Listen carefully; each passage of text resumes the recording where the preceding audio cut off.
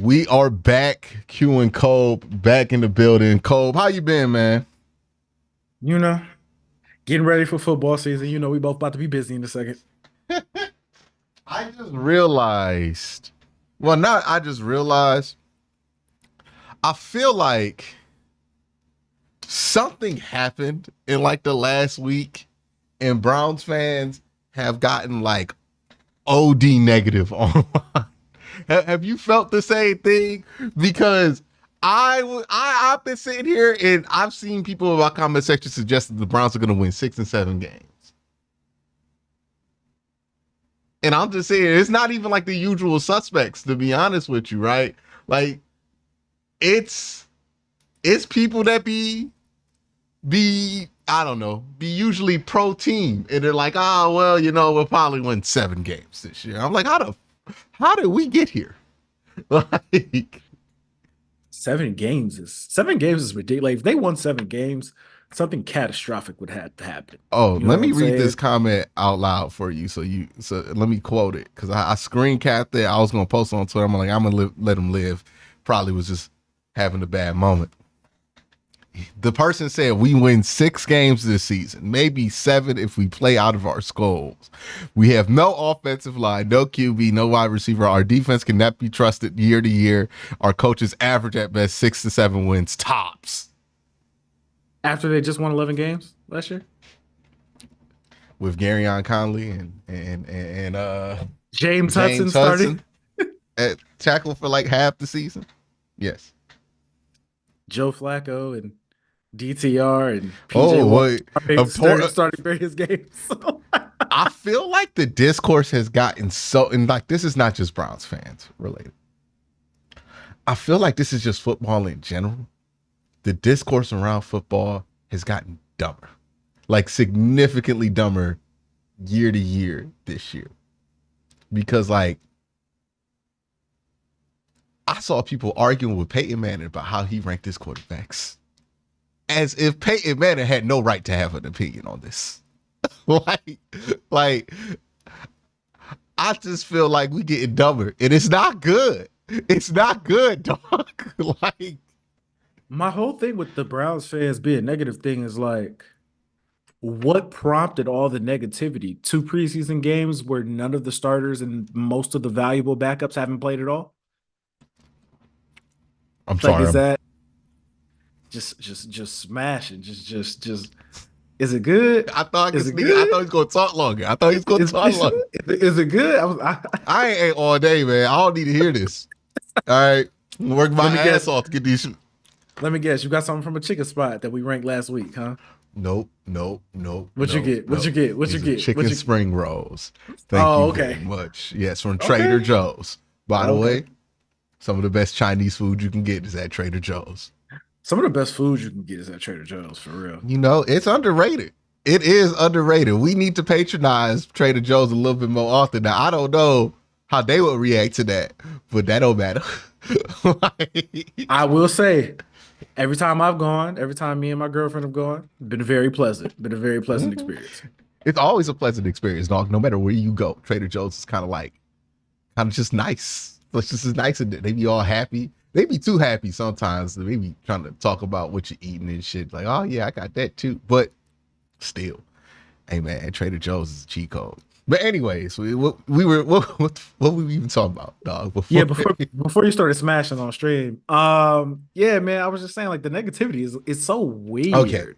It's so weird because like they haven't played anybody of value in these first 2 preseason games. So there's genuinely nothing you could take from it. Like I guess all the negativity has to do with like the reports coming out of training camp. And even then, it's like, hey man, it's oh, training camp. It's training camp. here's why I think the negativity has gotten here, and I think partly it's because the Browns have locked off access so much to training camp. One thing that's happened is the Browns have not played 39 people in both of these preseason games individually, which means we aren't even seeing the second team. Now, if you're just a regular Joe Schmo football fan and you're watching the preseason, or if you're like a regular die-hard Browns fan, right? Like you're tapped in, but you're not you're not on a beat reporter's Twitter page before the game trying to figure out who is playing or not, right? Like, you're not aware that there are 39 players just straight up not playing. You're thinking it's a regular preseason game. You watch these regular preseason games, you see the Browns getting just smacked, moved around. That's not going to instill a lot of confidence, right? And then you hear these camp reports, and some of them are good, some of them are bad. But here's the thing about why I don't like how closed off practice has been. It puts beat reporters in a position to be analysts. And no disrespect to beat reporters. We got plenty of friends who are beat reporters. Mm-hmm. But what makes you a great beat reporter is not what makes you a good analyst of football. They're just two different skill sets. A beat reporter is there for getting information, painting the picture of what's going on with the people inside the building. Like, you go to a beat reporter to find out if Elijah Moore gonna play this week. You don't go to a beat reporter to figure out if Elijah Moore played well this week, right? Like, that's not what you go there for. And the issue is that this is putting those people in a position where their analysis of it is all we're getting. And it's not going to be great analysis because a lot of these people who are beat reporters are great at beat reporting, not analysis. That's just truth about it, right? Like, we talk about it with Daryl Ryder all the time. Daryl Ryder can get information. He don't know what he talking about when it comes to like actually trying to apply that to football. Like, you just get the info. Okay, Daryl, and then you move on. Right? Like, that's how you move with it. We seen people, the most of the complaints about Mary Kay are about her analysis of stuff instead of like her actual ability to report. She's excellent at that. And that allows a picture to be painted. Like Zach Jackson, very good beat reporter, questionable analyst of football, in my opinion. He's had multiple times where I'm like, I don't get what he's saying. He thinks Jimmy Garoppolo good. Nobody who looks at tape was like, yeah, Jimmy Garoppolo's great, or that. This is the issue. So, not a lot of information. What people are able to see is like 9 spots on the roster is going to be straight up like special teams. And then what you hear from the people who will play this season, what they're doing in camp, is highly reliant on people who aren't there for their ability to analyze the game. Which leads to a very, very cloudy, unsure picture that can easily be interpreted as doomsday, right? Like, me and you, it's been all doom and gloom on the timeline for like 2 weeks. Duh, that's why. Because to me and you, it doesn't make sense because we know enough to where we're like, and not saying we know better, but like, we are in the industry. So like, we talk to these people, we have conversations, we hear more information that provides context and stuff that's public that we can't necessarily say. We spend a lot of time, especially in my case, a disproportionate time than a normal person would watching fucking football. Like, just straight up, I watch so much football. Like, no, watching preseason football really makes you a sicko because I was sitting through a couple of these games and I'm just sitting there like, dog, why am I even watching this? So like, what is wrong sitting with through me, some dog? preseason games and thinking, man, can't wait till that tape comes out. And I hate preseason tape. like there's nothing even to be gained here. Like, we just watching it just to watch after we do this, I'm about to go through 2 games of tape just to pull out like 12 Mike Hall plays. Should we just address how Mike Hall? Because listen, hey, this is Mike funny Hall been playing well. I text you. I was like, I don't feel comfortable tweeting this, so I'm gonna text you. But hey, Mike Hall is in that backfield a lot, bro. He is in that backfield a lot. Shout out to Jake Burns because my man just came out and said it. Yeah, he just straight up tweeted it. I was like, yeah, man, that's bravery. I'm not about to do that. Well, they about to be on your ass about that one. Let me tell you. I see it. I'm not about to talk about it, but I see it. Mm-hmm. Mm-hmm. It's like if the first time Deshaun go off for like 300. I see it. But I would be like, damn, man, look at Jerry Judy. They were wrong about that Jerry Judy trade. Let me tell you. mm, mm. I'm gonna wait Ooh. 5 games till I hit you with the worst quarterback trade ever. Because there also takes I'm gonna need some get back on. Because y'all it became about the organization instead of Deshaun Watson, right? Like, oh, we terrible. Feel like it's not the worst. Like Bro, we have been saying for years, you can hate the quarterback, and me and you personally are perfectly fine with that. But hating the quarterback does not mean that the Cleveland Browns are bad. It just means that you hate the quarterback, which again is fine, but that does not mean that the team is bad. They literally just won 11 games. I don't really get where all of this is coming from. I've noticed too, and I don't know if this is a new thing. There seems to be, and like I don't get this, but maybe you can shed light. Do you think there are people who can like not separate what they want to happen versus what is actually happening? I think there were a lot of people who were incapable of doing it last year. Mm. And I think a lot of them kind of had egg on their face as the season went on because there were a whole bunch of Browns fans on Twitter like, "Oh yeah, you said we were gonna win, we were gonna go 6-11. How'd that go?" And then they were 11-6. Some of them doubled down and was like, "Well, then I didn't know we were going to sign Joe Flacco." Or like I've seen some people make it about the fact that Deshaun Watson got injured. Like, yeah, but Deshaun got hurt and then they got better. And I'm like, that's not at all what happened with this football team. Like this is the thing. They said that the team was going to be bad when they were Yes. healthy. Yes. They were With not Nick Chubb. healthy. They were not healthy at all last year, and they won Yes. 11 games. Like they beat the 49ers with PJ Walker, dog. Like at some point, some of this stuff has to matter at some point. You know what I mean? At some point, you got to just announce, hey, yeah, the team's probably pretty good. If you have questions about Deshaun Watson, hey, listen, I think that's fair. I think that's fair. You know what I'm saying? But not to the point where you think they're going to win 7 games. Yeah, it's crazy. It's crazy. And saying we have no wide receivers is nuts. Yeah, after what Amari Cooper did? Like, come on now. Yeah, After David what Njoku David catches the ball Njoku? too. Like, what are we talking about? We have receivers. That's nuts. We not walking around like Pittsburgh is with like George Pickens in the pips. Like, think I saw Van Jefferson out there. Like, Oh, we gonna talk about the Steelers in a second. We gonna talk about Steelers in a second. But all right, but that to me was interesting. Something that popped out, a DTR trade, and I think this was like I think I talked to you about this when they signed Tyler Huntley. I'm like, yeah, dog, smell like a trade about to happen in like August, right? Like I remember we did talk about this. We did talk about this. and then people got mad, right? Because like I've learned this too on the internet.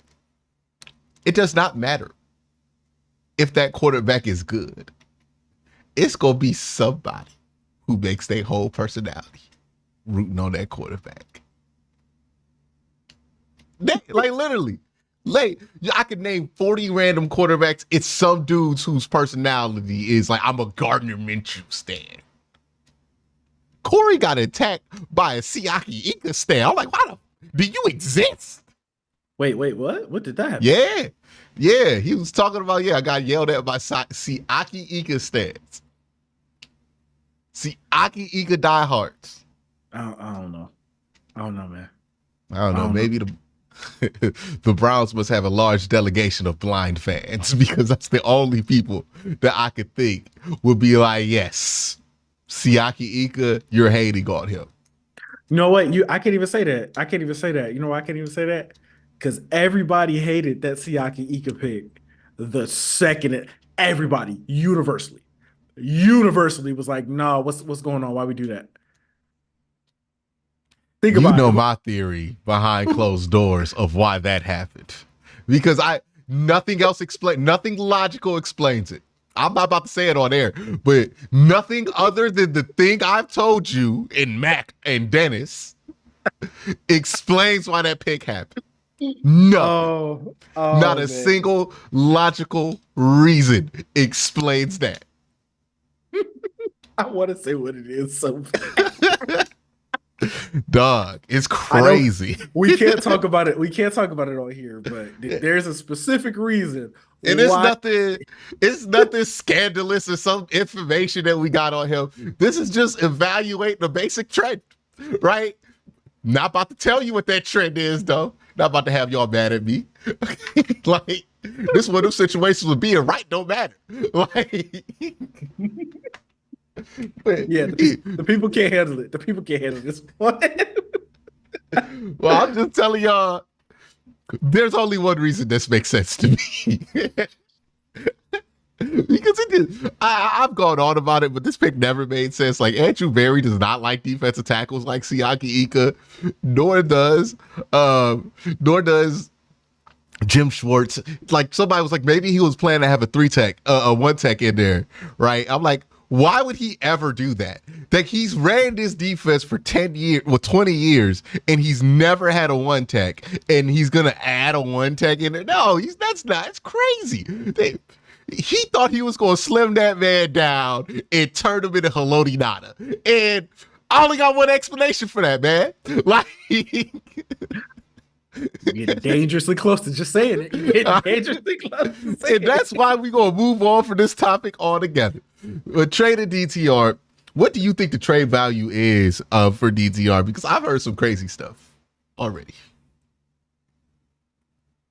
I've seen a couple people say like they would only trade him for a profit. And I was like, well, he was a fifth round pick. So if it was like a conditional fifth that turned into a fourth, that is technically a profit. You see what I'm saying?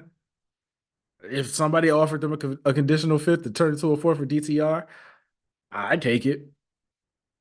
That's just me personally. I wonder what they consider a profit. Because you could look at straight up, oh, he was a fifth round pick. Let's trade him for a fifth round pick. But he's a fifth round pick with one less year on his contract. So he's not exactly worth a fifth round pick anymore. He's I think it slides like a sixth round pick now. Right now that he's got a year off, one less year of control. He's 1 year older. He's around less valuable, right? So I think a profit could be a conditional fifth. Like, maybe a six and a solid player. like, I take a player. I take a player for somebody got a left. Somebody got a left tackle. They want to give up for DTR. Oh yeah, I got some names. I'm gonna drop some videos on that. But I think that's where we're sitting at. I saw somebody be like they wouldn't do it outside of fourth, and I'm like, well, that's just no. They're not, or like we're gonna get a starting tackle out of this. I'm like, they're gonna start Jed. Yeah, like they've already committed. They're gonna start. Which, by the way, I don't know what's taking Jed. Like they have to be a little bit more transparent with these injuries because the conclusions that people are left to draw with some of this stuff is not good, right? Got a super chat in here from Christian. We'll get to that in a minute. Appreciate the super chat. If you want to make sure you have an impact on the show, drop your super chat down there. But yeah, the conclusions that people are forced to draw with all this mysteriousness that the Browns have had this season around, they're not good because you see Jed and you're like, well, he didn't have a crazy injury, right? He was like a 3 to 4 month recovery. People thought he might be back for week 18. Now we're like wondering if he's going to be back week 1. And I think he definitely will be back week 1. But like, when I talk to people and like, this ain't just regular people, like former NFL players, they're like, yo, dog, is he just being lazy? Like, is he not working hard on his like, how is he not back yet? Or so like Dalvin Tomlinson in a knee scope still sitting out, and it's like, what's going on there? And it's like, are the Browns being safe, or like is something not going right with their rehab? Jack Conklin hurt nothing. What's going on there? Right? Like, no idea what's going on with Jack Conklin. Still don't know. Yep. No idea whatsoever. Yeah. I did hear this about Jed though, because somebody I was talking to was like, well, like keep in mind he did have surgery like later on because they thought he might be able to come back last season, and then he wasn't, and then he had surgery, so it was going to take a little bit longer. But still, dog, it's been like enough time where he should at least be practicing. You know what I'm saying? At least It's a like little, non-contact, like yeah, individual drills. it's a little concerning. It's a little concerning. Yeah, the Jack Conklin thing, man. Look, people think the Jack Conklin gonna get healthy and flip the left tackle. That's drunk. I'm just telling y'all right now. That is a Nah. drunk idea. Jack Conklin is not. He done had a million billion knee surgeries. Now he gonna come back and flip sides. Mm-mm. That's not gonna happen. After not playing the left side for 10 years, that's not gonna happen. Some people want Joel to flip to the left side. Also not I gonna hear happen. conflicting things there. Joe ain't trying to do that shit. I don't know why people think Joe trying to do that. Like he'll do anything for the team, sure. He ain't doing that. Okay. He's done it 2 times under duress. Okay. Like Like, literally no other option. Like, hey, we need you to do this, big dog. We ain't got no shit. bro, We it ain't took till got Wednesday for him to say he would do it. like, they And went people up just to think he's gonna volunteer to play left tackle.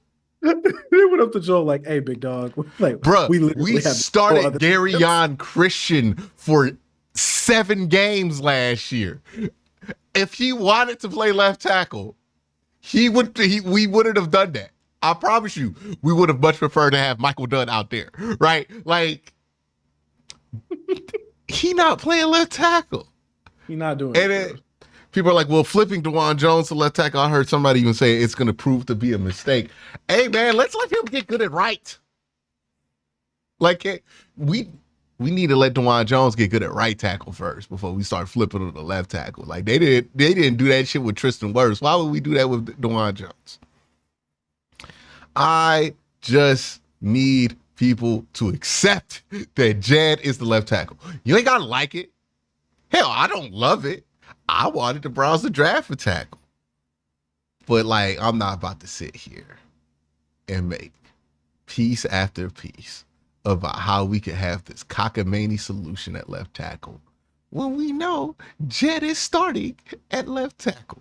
And if Jed ain't starting at left tackle, it's probably going to be Jermaine Ifedi or someone of that ilk that will be starting behind him. It ain't going to be pretty, but guess what? You can work with it, right? Because ultimately, we work with Gary Yon Christian. Now, this not going to hold up in the playoffs.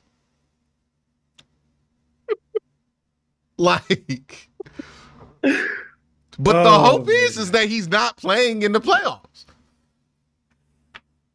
yeah, man. But We're gonna see what happens. We're gonna see what happens. I do think that the lack of transparency with injuries for years now, pretty much since AB and Kevin have been here, like they have not been transparent about mm-hmm. anything that's going on injury wise with the Cleveland Browns. I feel like at some point they need to just be honest. Because if you were honest about it, like we can't speculate. It's like, okay, this is what it is, and we just gonna wait. They're not required to because it's trading camp, and I get that, but come on, man. Look, it's not even that we couldn't speculate if they were being honest. We know people gonna speculate, but it would just be those people speculating, right? It wouldn't force the reasonable folk to be out here speculating because that's what they have done. They have got it to where it's like, yeah, I don't know, man. We got to just kind of figure it out from what we're seeing, and we're not seeing much. It's not a good plan. And also, I think, and if you've ever played basketball at your college's rec, you know what I'm talking about. Having a certain element available at practice that is not on your team. Being able to watch the practice does add some excitement for the players that are playing that makes them practice a little harder.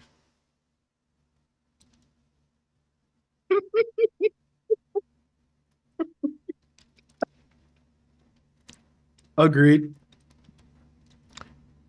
Not just me who thinks this. NFL players think this, right? And the Browns have shut down so many of their like public days of practice, and they don't let joint practices be public. Feel like we'd be in a much better place with the discourse if we just opened up the practices. Because you know what what's lost in all this, because the people who write beat report articles are in charge of this. Martin Emerson locked up Justin Jefferson, and we out here talking about James Hudson.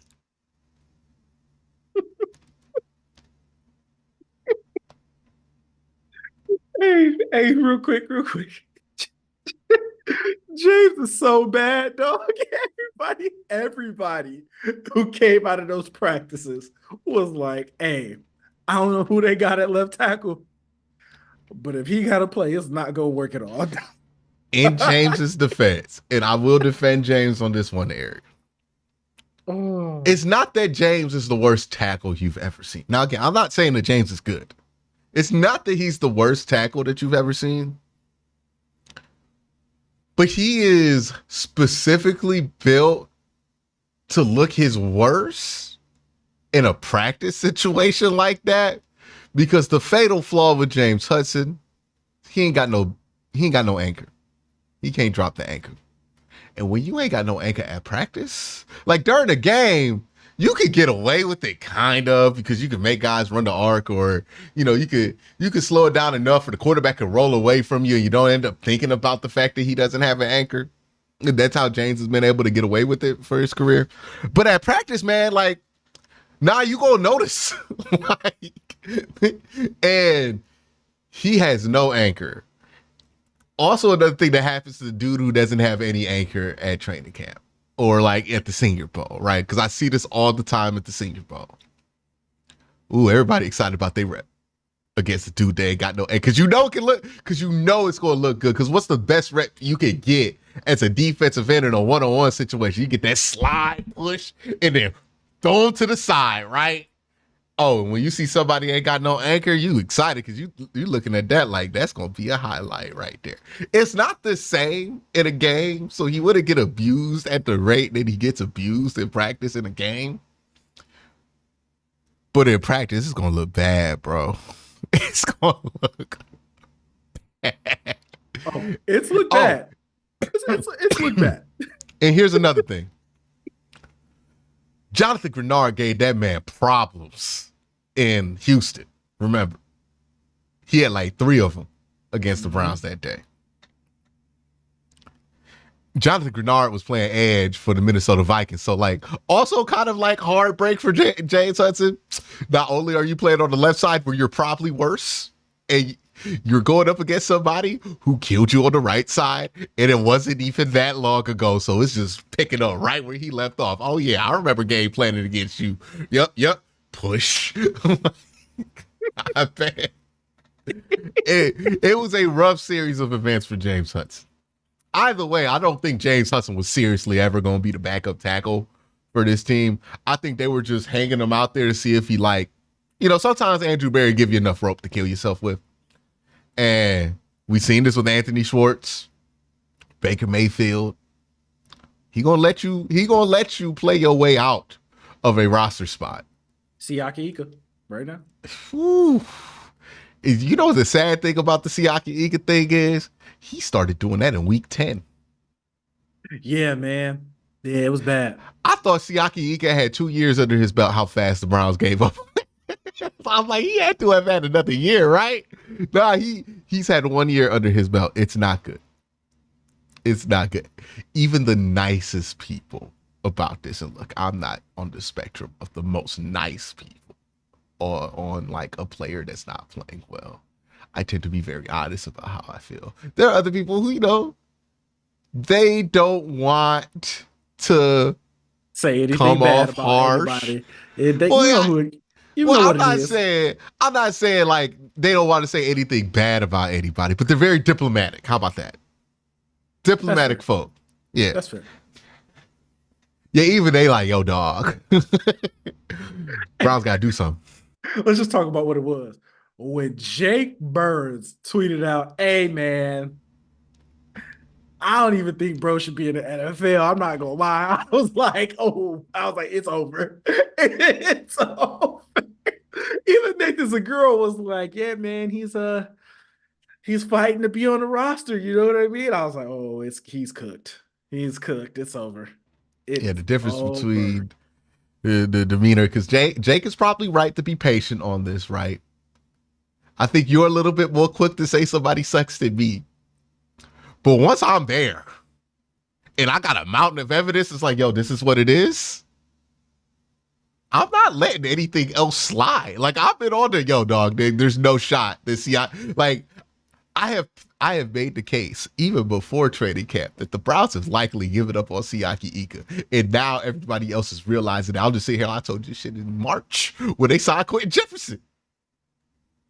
Well, hey, when they drafted Mike Hall, everybody should have known what it was. It's like, oh yeah, We he has didn't to. even have to wait that long. When it was 12 weeks into the season and the Browns were having run defense issues in the middle and they still want to activate this motherfucker, that's when they should have known. Oh, they don't even think he could do the thing we drafted him for.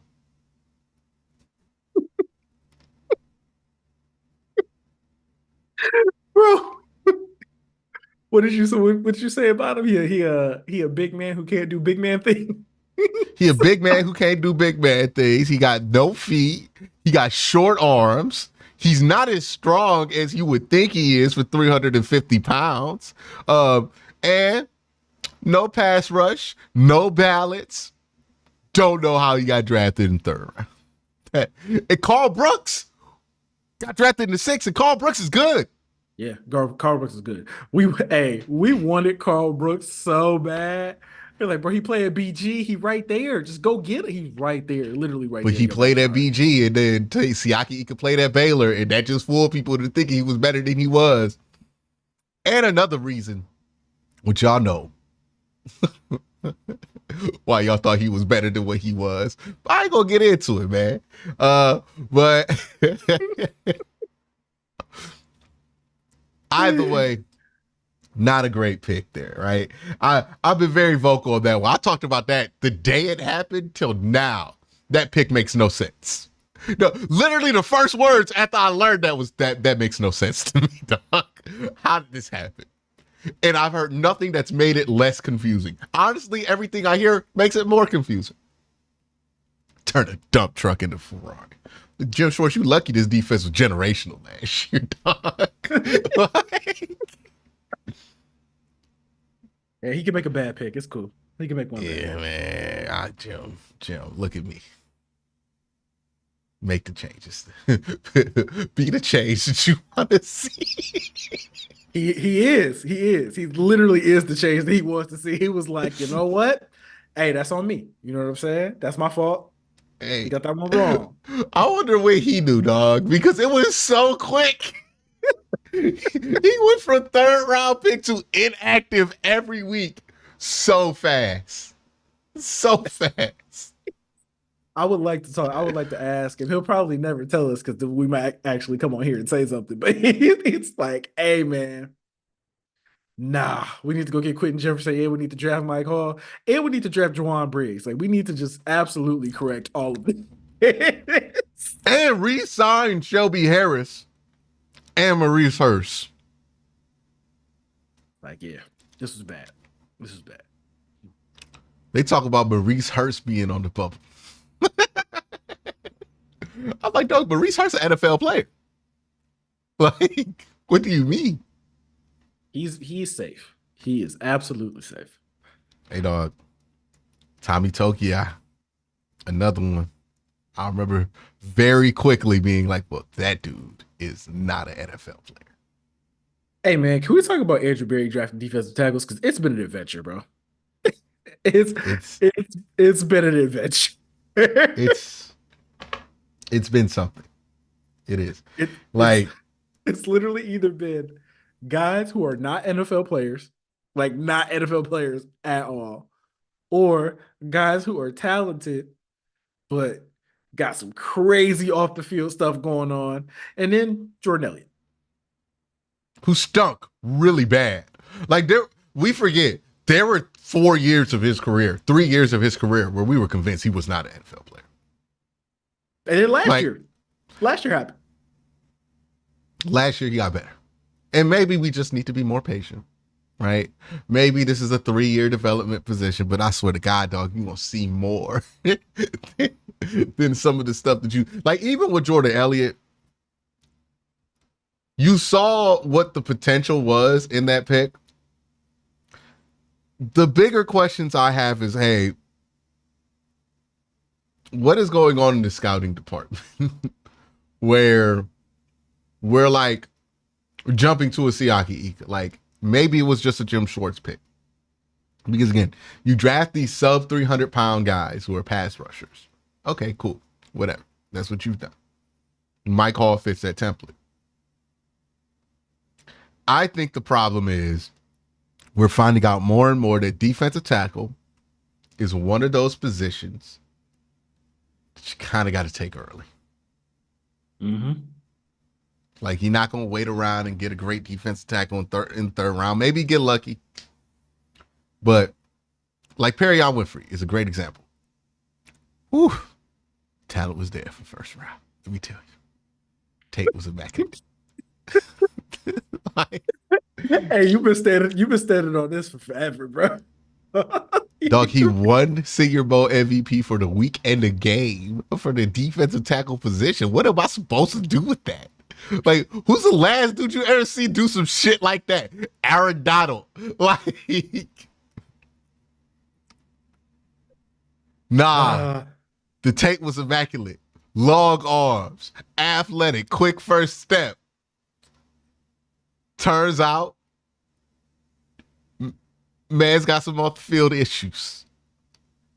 Off the field issues That's the way of putting it. that could not keep him on the roster. So, got to move on. It stinks. It either is that you get these talented dudes, like you said, who are just getting arrested, right? Like every single young one that they brought in, Malik McDowell, Perion Winfrey, Mike Hall, that's talented and clearly has shown promise, gets arrested. Or you get these super nice dudes who stink. Yeah. And I think that's why people have it in their head that you must be a criminal to be good at defensive tackle. But I'm like, hey, dog, it's good citizens that play the defensive tackle position all over. Like, I never heard Jeffrey Simmons going to jail. Has Chris Jones ever done something wrong? Hey, Sheldon Richardson has never been arrested. Like, remember when he was here, he was playing well. That was great. Quentin Williams Larry hasn't done Ogunjobi. anything. Larry Ogunjobi hasn't done anything. Mm-hmm. See, you can be a good citizen, play defensive tackle. It's just they gotta get some different people out here making. They gotta change their area scouts for. They gotta change their area scouts for the South, or the defensive tackle position, or something like that, because it's a bit funky. It's a bit funky. Yeah, it also doesn't help when the teams in your division actually like draft well at that position. Also makes it look it makes it look a little bit worse because Keanu Justin Benton Matabuke was a big fan of him coming out of Texas A&M. Hey. They got Trevor Jones. I was pounding the table for them to draft Keanu Benton. I was like, please take him. Please take him. He's gonna be good. Nope. Yeah, Pittsburgh they got to figure out this trench stuff because I'm not in love with the moves they made on the trench, especially like in the first 100 picks. They got to get better at that. I don't think their trench scouting is great. Like, wasn't in love with the Zach Center pick. I watched Cooper Beebe look amazing, and now I'm just mad. Like, when did Cooper Beebe get taken? man, we had multiple chances. Did we? Yeah. I remember being like, ooh, Cooper Beebe. And people were like, nah, shut up. Cooper Beebe's not good. He's not even the best guard available. It's actually this guy. With Christian Haynes, I think he's looked pretty good too. I thought they were going to take Haynes. Yeah. They took Zinter, who I'm not mad at. I didn't hate Zinter. Yeah, Cooper Beebe, third round, pick 73. Yeah. We had a chance. We could have got that. I think we had pick 70 or something like that, 72. Hurts. Who did we draft in the third round this year? Zach Zinter.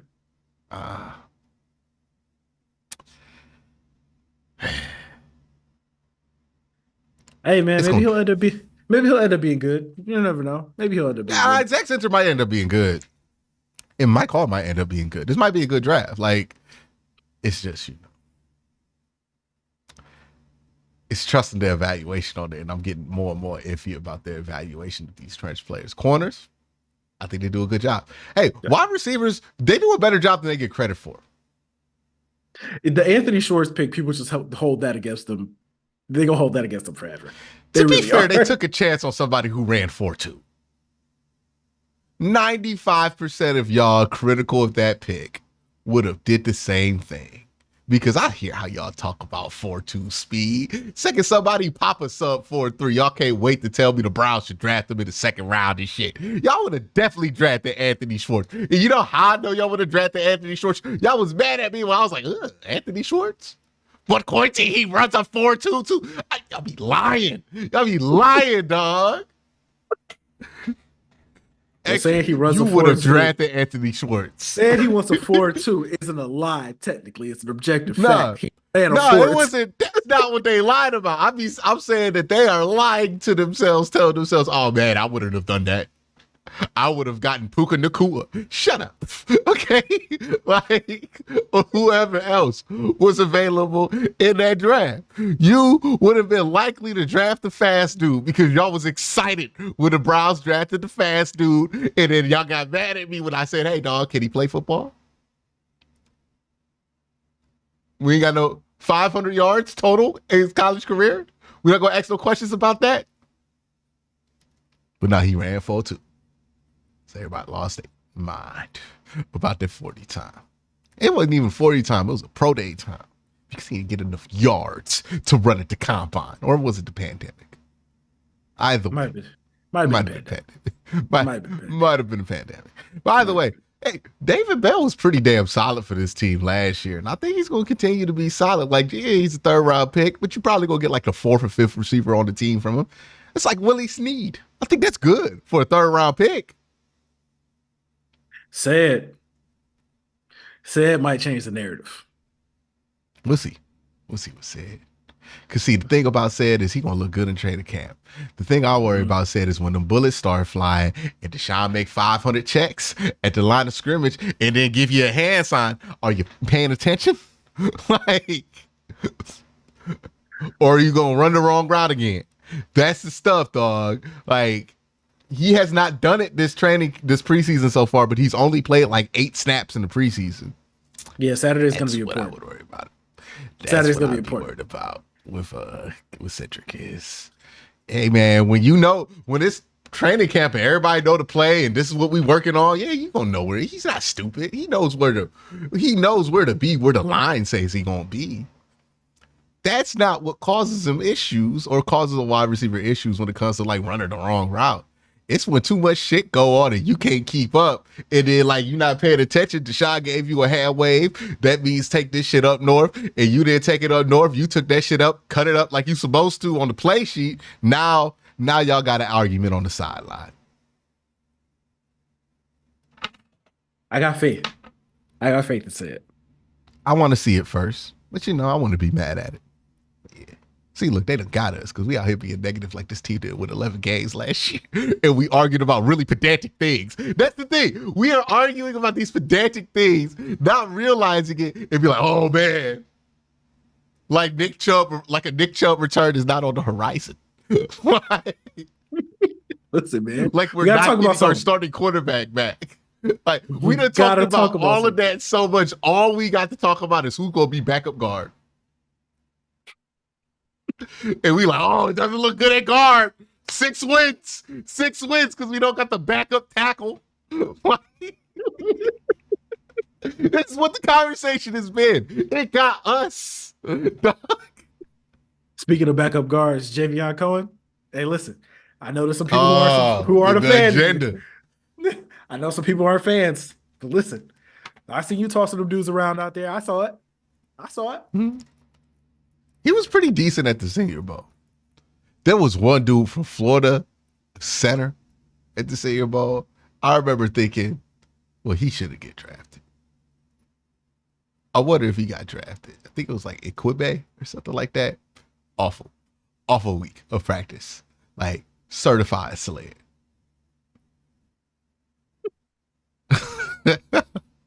I remember being excited.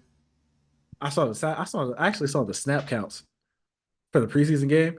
He played every snap. Like Cohen played every snap on offense. Yeah, they must think he out of shape or something.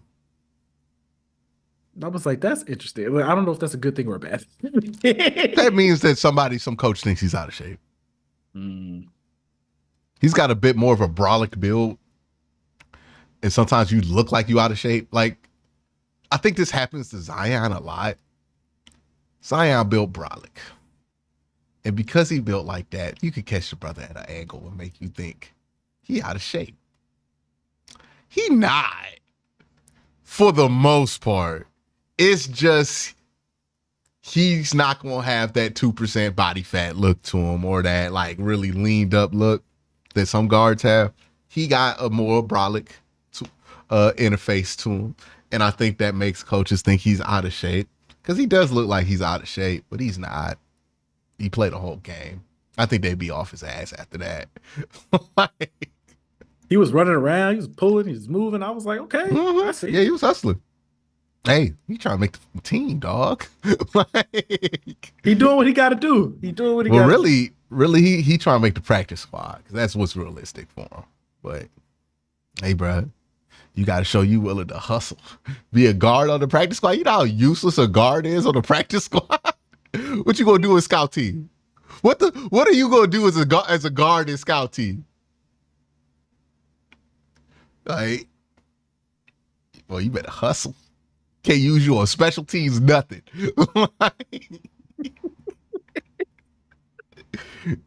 better find your way on this team, buddy. Oh man. So that was DTR trade. We talked about Andrew Berry's draft. Let's talk about teams we think will stink. Now you watched Steelers preseason game. I did. I have a takeaway. I don't think it's going to be as extreme as yours, but let me know what you thought watching the Steelers. I don't even know if I want to say it's extreme. That offensive line, dog, though, I was like, ooh. I was like, hey, man.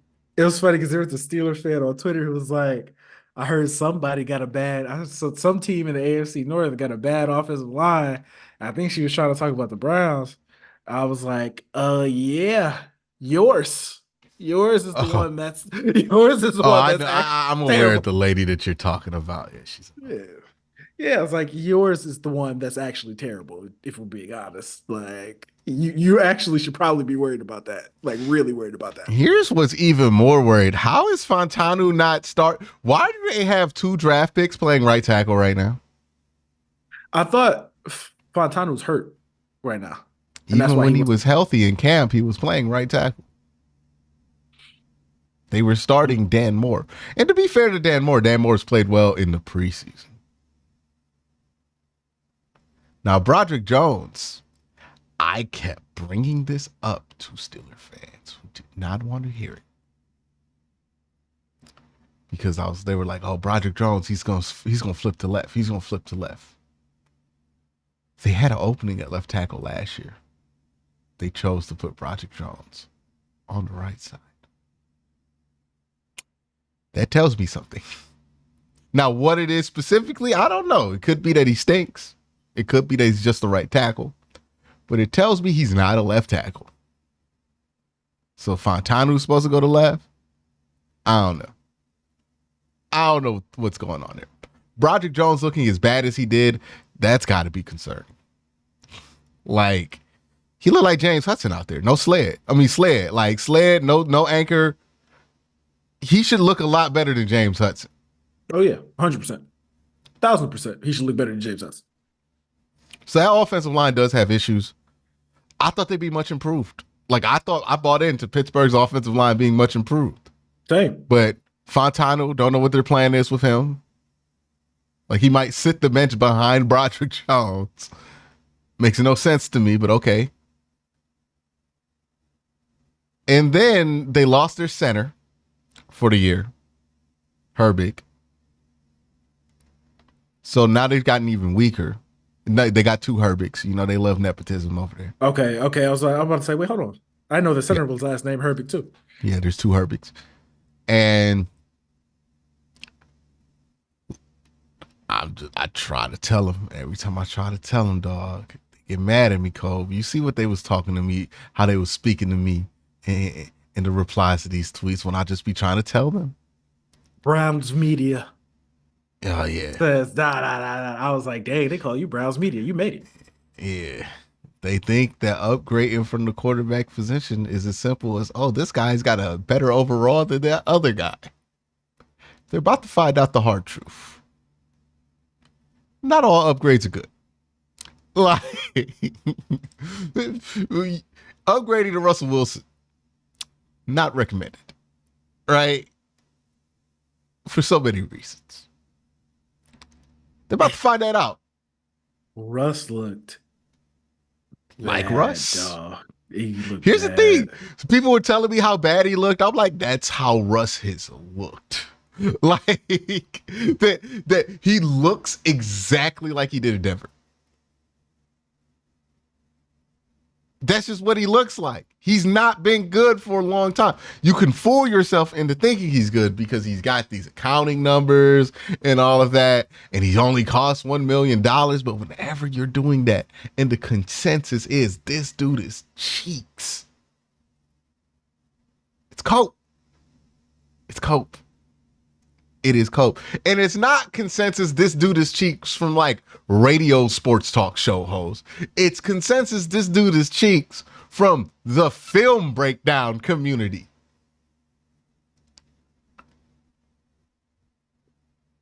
Like, Man, I was it's watching that game like, consensus this dude is cheeks, Cole. From the NFL coaching community.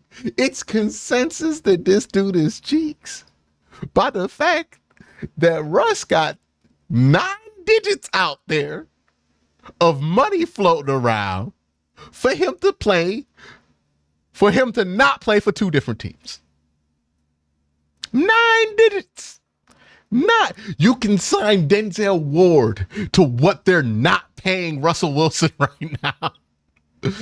To what they're paying Russell Wilson to stay away. You can sign a Denzel Ward. You can sign Nick Bosa for like 3 years. You can sign Justin Jefferson with the goddamn money that they are paying to not have Russell Wilson on the roster.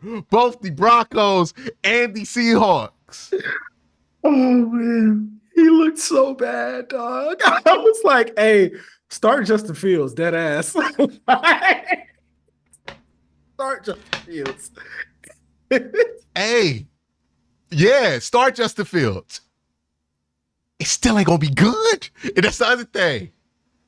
And maybe we deal with this more because it's Ohio State in Northeast Ohio. Got a lot of Ohio State fans. I get it. And some of y'all know I'm not an Ohio State fan. I'm not like a fan of a rival team. I'm just not an Ohio State fan anymore. And y'all get mad at me when I'm critical of some of these former Ohio State players because you think I'm being biased towards the Buckeyes. Let me tell you, I don't give one fuck about being positive or negative towards the Ohio State Buckeyes. Does nothing for me. Justin Fields is not good. Like, there were so many times I saw on the All-22 where I'm like, well, he didn't even think about going where that play was supposed to go. You know how Justin Fields plays football? You know, when you put Madden on all Madden, but you don't really know how to play. So all you end up doing is scrambling and throwing outs. You know, you hot route that post so you can run to the right side and throw the post right when he breaks. That's how Justin Fields plays football. He played like you subbing in Terrell Pryor in Madden 09. That's how he plays football. Shout out to Terrell Pryor. Hey, man. I know people are like, it's going to be an upgrade from Kenny Pickett. And I ask this question often, Kobe. You've been a witness. Do it matter that he's better than Kenny Pickett?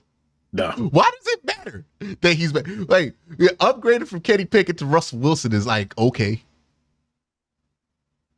Fuck that got to do with anything.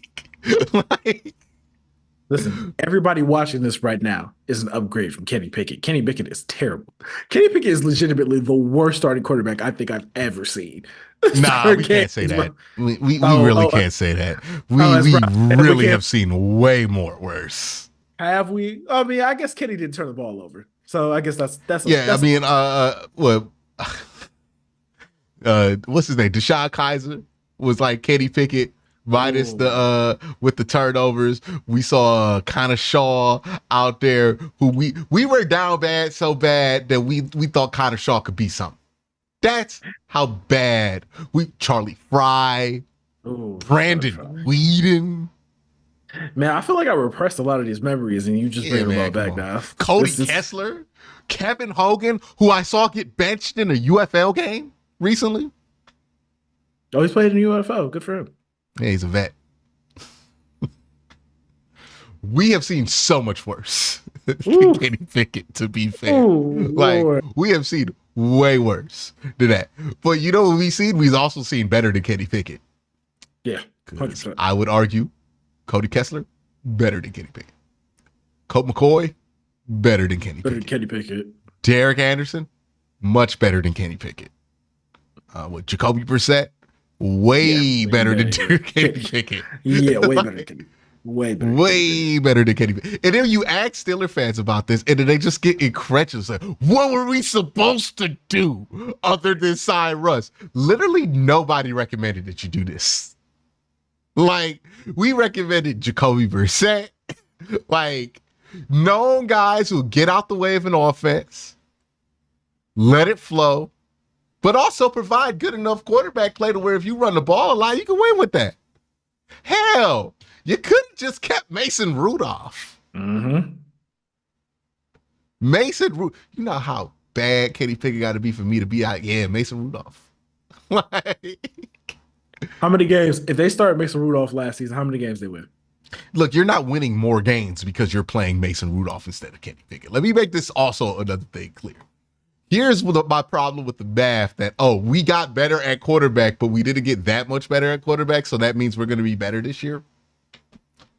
If you go from like bottom 5 to like the 23rd or 25th best quarterback in the NFL, that's not enough to win an extra game with. That's just going to make it less embarrassing. Like Kenny Pickett, Russell Wilson is not worth a win. Like he's not worth an extra win on your. He might be worth negative wins. We saw what happened in Denver. Justin Fields, not worth a positive win. Like you know how good you got to be worth one win on a win share. Like Myles Garrett worth 2 wins. We out here just like, oh yeah, it's a better quarterback. That's gonna be worth 1 win. How? It's Russell Wilson. And it's Russell Wilson with worse receivers than he had Denver, which is also another thing I feel like isn't getting taken into Good account Lord. here. Oh my God. Dog. I feel like that part of it has not been taken. It's Russell Wilson with substantial. Hey, bro, I feel bad for worse that wide defense because they're going to have to put the backpack on. I mean, Hey, it's what it's they going used to to. be run the ball. It's going to be Najee, Jalen, and the defense. Backpack. And Jalen's hurt. Yeah. Najee's look good in the preseason. I'll give him that. But y'all know my feeling about Najee. I think Najee just a regular ass running back. Vanilla. Just generic running back number 12. Man. Yeah, man. I think the Steelers are going to be bad. I don't think Well, they're going to be bad. I can't say that because their defense is really good, and the Mike Tomlin thing is just, yeah, 9 wins, 9 wins. I don't think they're going to be bad. But it's possible they're starting a quarterback that's not even on the roster by like week 12. Yeah, I can see that. Like, it's possible they get Joe Flacco down there or some shit like that. And honestly, signing Joe Flacco would have been a better idea. Probably. Behind that offensive line, though, I don't know. Hey, dog, Joe Flacco to his credit, threw like 17 touchdowns or something like that with Gary Christian and James Hudson. One thing Joe Flacco could do is get rid of that ball. Was it 17? No I way. don't know. He It was threw. a lot. It was a lot. He, I think 17 is a bit much, but it I was about was to in say the this. double digits. Now, if you told me it was like 11 or something like that, I'd be like, okay. It was in the double digits, though. Let me see. We'll pull it. Charlie Fry. Justin Fields is Tyrod Taylor 2.0. Y'all don't understand like how bad that is as a comp because Tyrod Taylor is so much better. So much better than Justin Fields. Like once we stop talking about top 5 quarterbacks, Cole, I swear to God, people have no idea what they're talking about after that. Like, no disrespect to Chet, but like, I'll see people compare. Like, I had this issue with Kenny Pickett. People kept telling me, "Oh, it's going to be like Andy Dalton. That's why it's a bad pick. It's going to be like Andy Dalton." Do you know how rare it is to get Andy Dalton?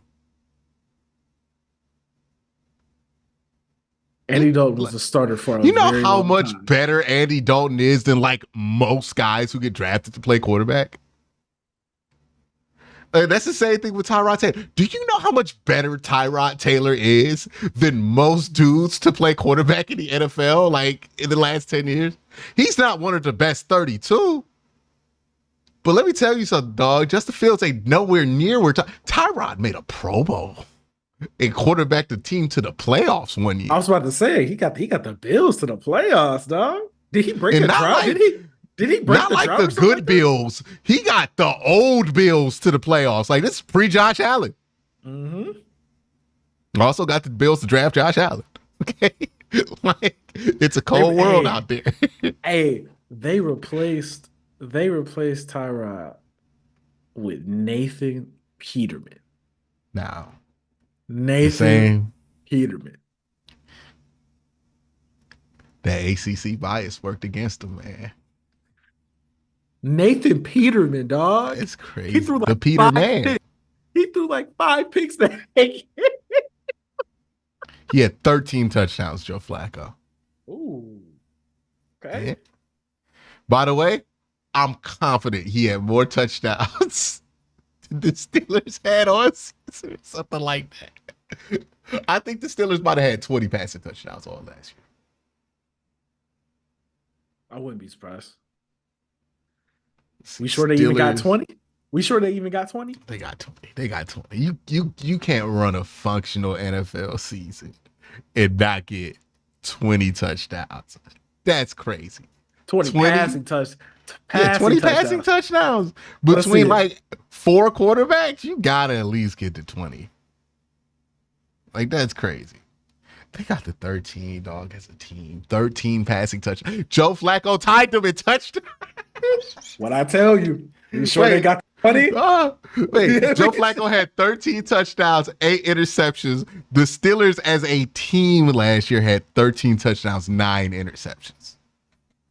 It's like, are we sure? Are we sure in they got 17 20? games? Hey, man.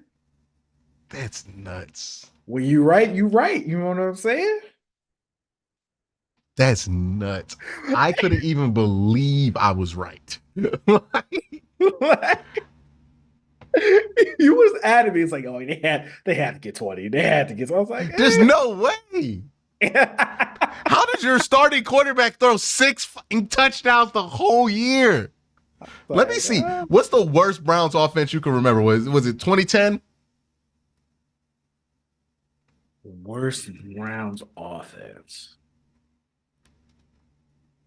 It had to be the 16. It had to be the 16. Nah, they weren't that bad of an offense, though. They just sucked.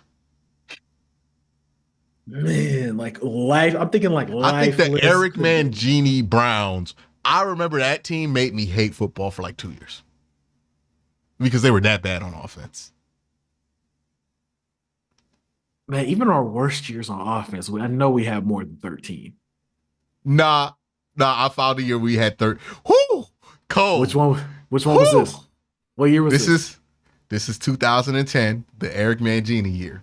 This, I believe, is the worst offense we've ever seen the Cleveland Browns have. They had 13 touchdowns as a team between, I'm counting three quarterbacks. 13 touchdowns as a team. The starter was Colt McCoy. He had 6 touchdowns and 9 interceptions. And they threw 18 interceptions as a team.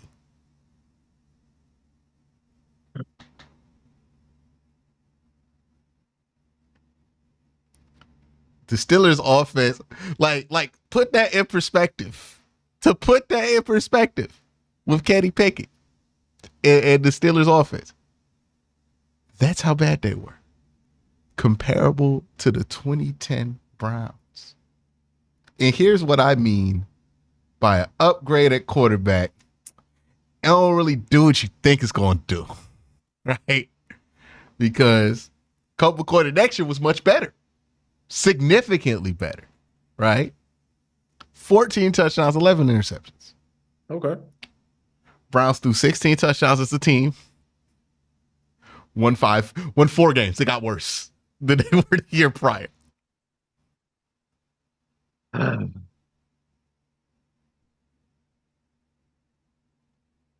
Yeah, man. We've been through it, man. We've been through it.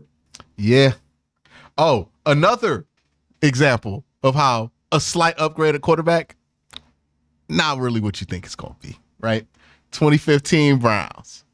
They sucked. They won 3 games, 13 losses. They started Josh McCown, Johnny Manziel, and remember Austin Davis? Bro. Blast from the past. Name I ain't heard in so long, dog. They threw 20 passing touchdowns, 12 interceptions. Significantly better than the Steelers last year. Okay, cool. The Browns the very next year, 2016, they overhauled that quarterback room. It's Josh McCown and it's RG3 battling out. You can say that's an upgrade. The Browns upgraded that quarterback. That quarterback room that year totaled for 15 touchdowns and 14 interceptions. And that team went from 3 wins to 1 win. 1 win. We know what happened a year after that. Hey, man. Upgrading from garbage to ass ain't really changing nothing, dog. It ain't changing that win total. Hell, if you upgrade from garbage to ass, but the ass think they in charge, they about to throw the ball 40 times, you gonna be worse. You think they're really about to throw the ball 40 times, though? Hey, man, Russ think he's still Russ. I can't see it. I can't see Mike letting it happen. I cannot see Mike letting that happen. Mike too good of a coach to let that fly, bro. He's way too good of a coach to let that Here's what fly. people forget to understand. He let it happen when Big Ben was clearly cooked for like 3 years. True. This is how he wants to play. Like, one thing about Mike Tomlin, he wants to throw the ball. Like, this is how Mike Tomlin likes to play football. They threw the ball 54 times once with like a decrepitly old Big Ben. They're gonna do that shit with Russ. Because in Mike Tomlin's mind, you've heard Steelers fans talk about, we got the only quarterback in the division that's won a Super Bowl. They're cooked. That's it. Once they're cooked. They're cooked. They think it's Russ. Oh, the Russell Wilson debut. That's bad, dog. They hyping it up. It's gonna be bad, man. They told me this was a competition. Russ only played 1 preseason game. How the fuck is it a competition?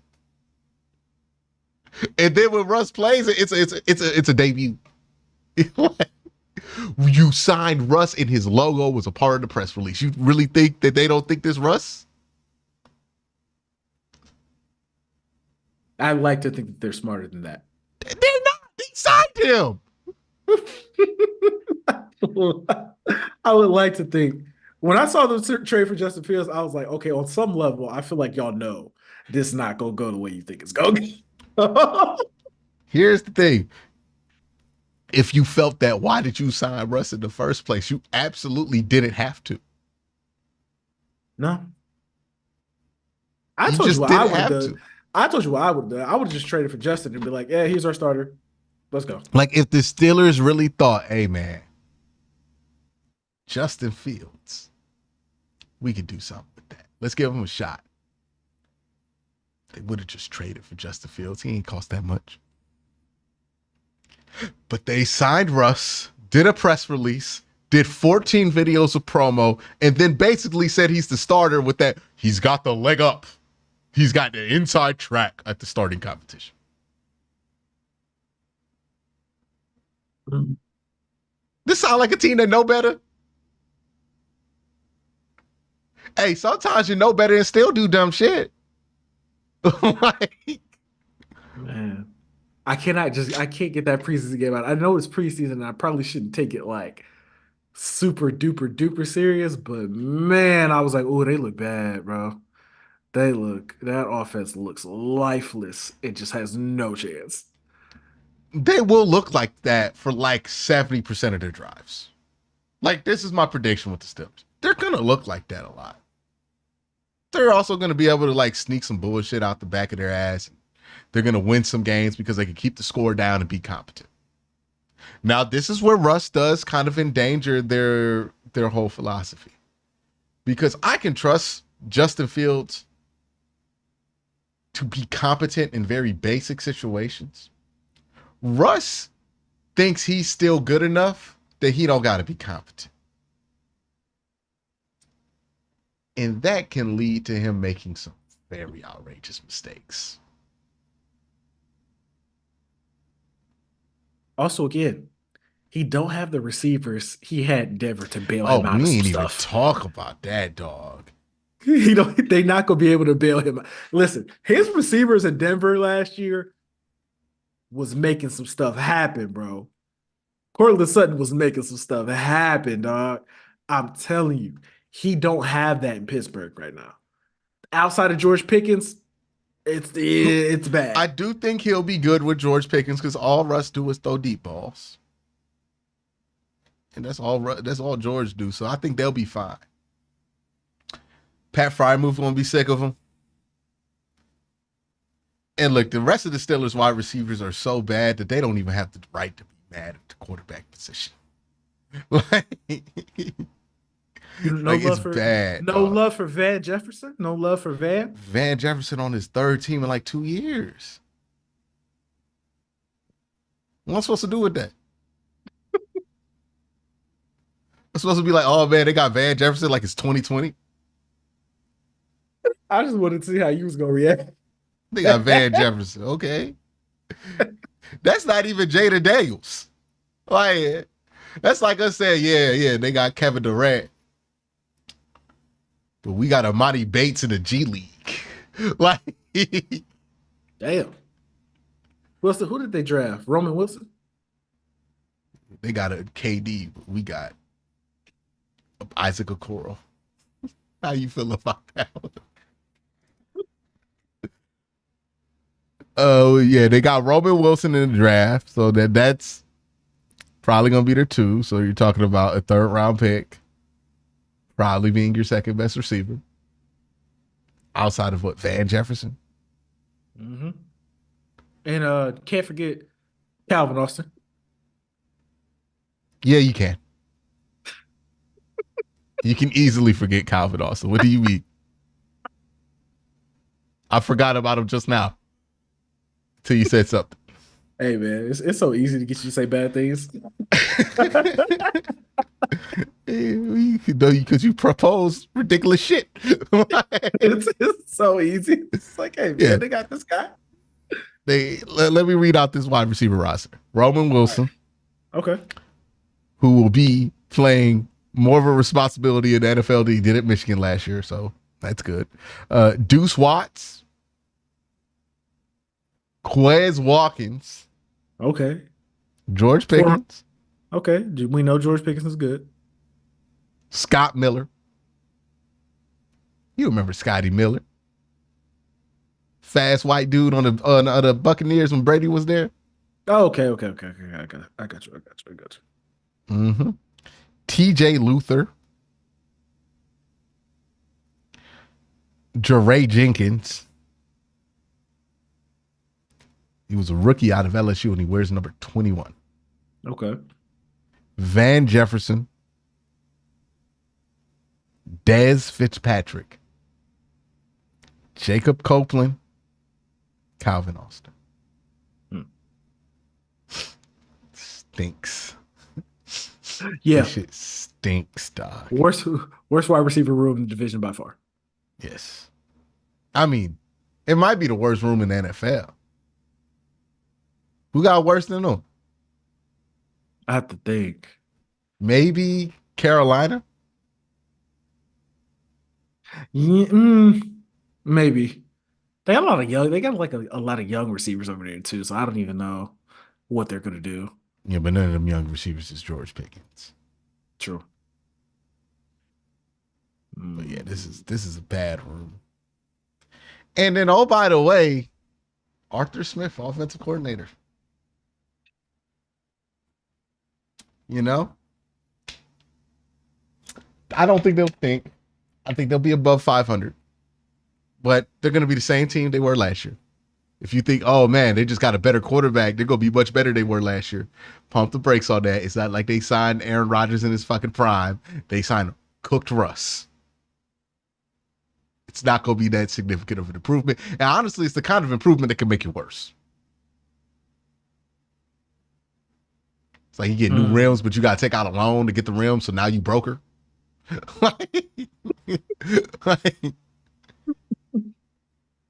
Man, is this the year that Mike Tomlin's streak is finally snapped? No. Their Probably defense not. is in their prime still. Yeah, the defense. is And they still added good. Pat Quinn. They'll be great. They'll be one of the best defenses in the NFL. They'll get 10 turnovers. And they're Pittsburgh, they always get that bullshit. You know, that good old Pittsburgh bullshit. Oh, yeah, they fumbled the ball right into the end zone. All right, let's go ahead and jump on it. I just want them to be bad so bad. Are there any other teams that you look at where you're like, they're going to, like, I look at the Raiders and think, well, there's no way they're going to be good. No, they're not going to be good. By the way, I told you about Pierce, man. I told you everybody was happy because it was such a great story. And what I say the day after everybody was talking, I was like, hey, bro, he said Robert Spillane was the face of the defense. Don't give that man the job. He's not serious. There's nothing about that man that is serious. Now you see, now I want y'all to pay attention. I want y'all to pay attention right now. Q saw a black man getting a job, and look what he said. Like the first thing he said, no way he's serious. There's no way he's gonna come on. You see that? I saw a black man say that Robert Spillane was the face of his defense in 2023. It said that man's not serious. See, I judge actions, Cole, not skin tones. Well, all right. Good for you. Yeah.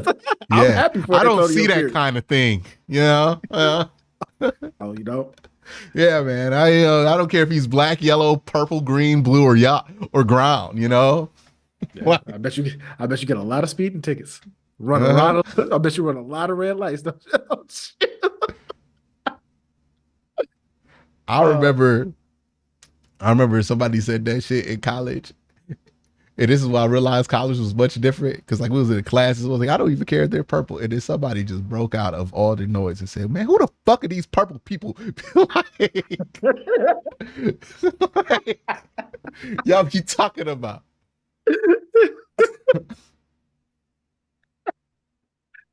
Oh, Yeah, I was like, that's a good question. shit. I've never met somebody who's purple. But yeah, the Raiders are going to be bad. Mm-hmm. Question for you. How many weeks before Devontae Adams like, hey, no, you got to get me out of here? I just think he's checked out. And I don't mean checked out as in like he's going to play bad. I mean checked out as in, bro, I just come to work. Like it ain't even worth all that moving and demanding a trade. I done competed. I was on competitive teams with Aaron Rodgers. We ain't win it. But you know what, dog? I'm gonna just ride out this contract, and because if he wanted out, he would have done so already. What he about to find out in 6 weeks, he ain't known for 6 months. You don't think he go try to put the pressure on the team? Like, hey, no, get me out of here. Like, get me This out is of what I'm here. saying. In like what a month, we would presume, oh, it's gonna be so bad that he's gonna put the pressure on. Ain't nothing that's gonna happen in a month with the Raiders that you can't see that's obviously about to happen right now. Why wouldn't the pressure be on right now? He is watching Gardner Minshew win a quarterback battle. Like if he wanted out, he could have been put the pressure on. We would have all understood. He was out here like who gonna win, Aiden O'Connell or Gardner Minshew? And we think 8 weeks into the season he gonna finally have this realization. He's known. He had to catch from Aiden O'Connell last year after they traded from his homeboy. He got shitting. He got his stuff in Las Vegas. He ain't trying to move. I think he just gonna be like, I just work here, bruh. And you know what? It's cool that I get February's off and January. I don't think he cared. Ooh, I don't know, man. We gonna see. We gonna Look, see. we always assume that these players want to play more football. I don't know if that's always the case. Like, It's definitely not always the case. yeah, Definitely not always. yeah, yeah. I mean, he get paid. He got stuff there. Maybe he liked living in Las Vegas, and it just, hey, look, we keep our jobs for all kind of different reasons. And maybe Devontae Adams is fine with his job in Las Vegas because other reasons. Nothing nefarious, because that sounds nefarious, but nothing nefarious. I was about to say, what other reasons would that be, Q? What other reasons would I that don't know. be? He like Las Vegas. He got friends there. Moved his family there. He got a house. Maybe he like his house. Maybe he likes the proximity to Los Angeles without being in Los Angeles. He from Fresno. You gotta remember that man from the desert. That's true. That's So true. it might just feel like home out there. And like what's it called? Henderson. That's probably where you live out there. Henderson, Nevada. Feels great. Might just be it. Maybe he's like, hey, dog, I'd rather lose here than win in the cold. Like, maybe he ain't trying to do that shit again. He got a dome. It's a nice facility. They building all kind of new stuff in Vegas. Would you want to leave? There's another team that's about to get a dome and build a bunch of new stuff. Yeah, but they ain't in Vegas, dog.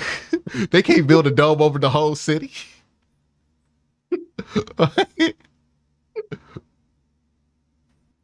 Yeah. Look, he trying to pay high electric bills. Okay. Not gas bills. He trying to have high electric bills. Okay. That's what Devontae Adams is okay with. He gonna be pissed every time he pay gas and the gas company. Like, what? I'm paying for this shit. Like, I know that. I know the California dudes be furious when they find out that gas costs money. Like, what you mean? I got two companies to deal with. Yeah, it get cold, dog. It get Hey, cold. all I'm saying is that he got plenty of reasons to stay there and just do his job and go home. Like, not saying he's not a competitor. I bet if he was on a competitive team, he'd be doing all he could to win a championship. But now that it's been made painfully obvious to him that it's probably not going to happen, he's accepted it. Being very rich, being able to live in Las Vegas, and having a pretty nice house in Las Vegas, which I imagine is pretty cool. And I'm pretty sure, I don't know if he's a family man. If he's a family man, he doing that too. You could do that in Vegas too, in Henderson. Well, yeah.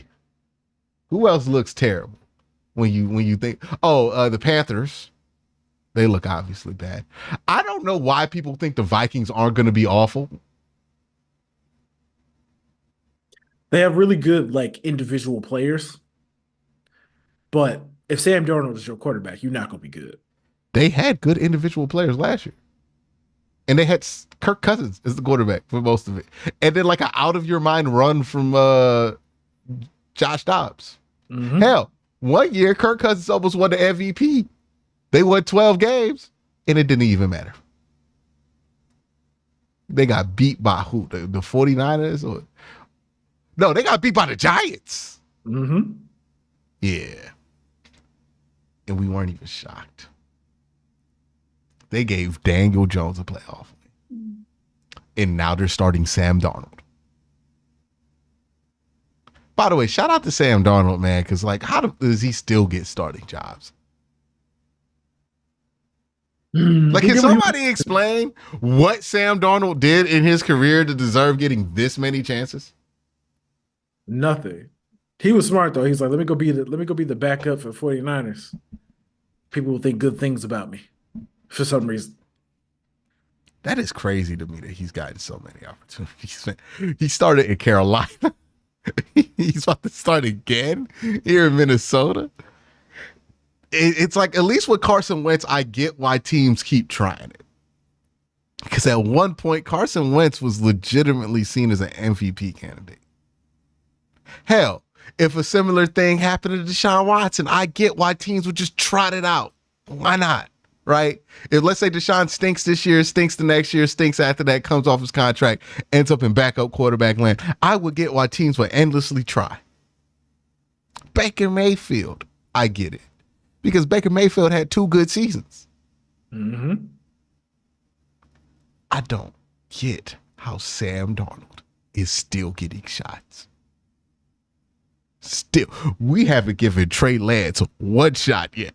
We giving Sam Darnold like 5 of them. Poor Trey Lance. He ain't never gonna get no shot. He ain't never get a shot. Crazy thing, he's still younger than Joe Milton. Somebody go draft Cam Rising and give them a shot before they let Trey Lance get a shot. And the crazy thing is, I think Trey Lance legitimately like 2 years younger than Cam Rising. Cam Rising played college football in 2018. Yes. Yes. That man is old, Cove. How is he still like I think somebody had this thread on Twitter. So 2018, he transfers to Texas, has to sit out 2019. Okay. Then COVID. So you get the COVID years. Pretty sure there's a red shirt in there somewhere. Maybe even a medical. There's a dude out there that played 10 years of college football. You know about that guy? He like a tight end or something? Yeah, he played at like Miami. I don't know where he's at now, but it's a 10-year college football vet.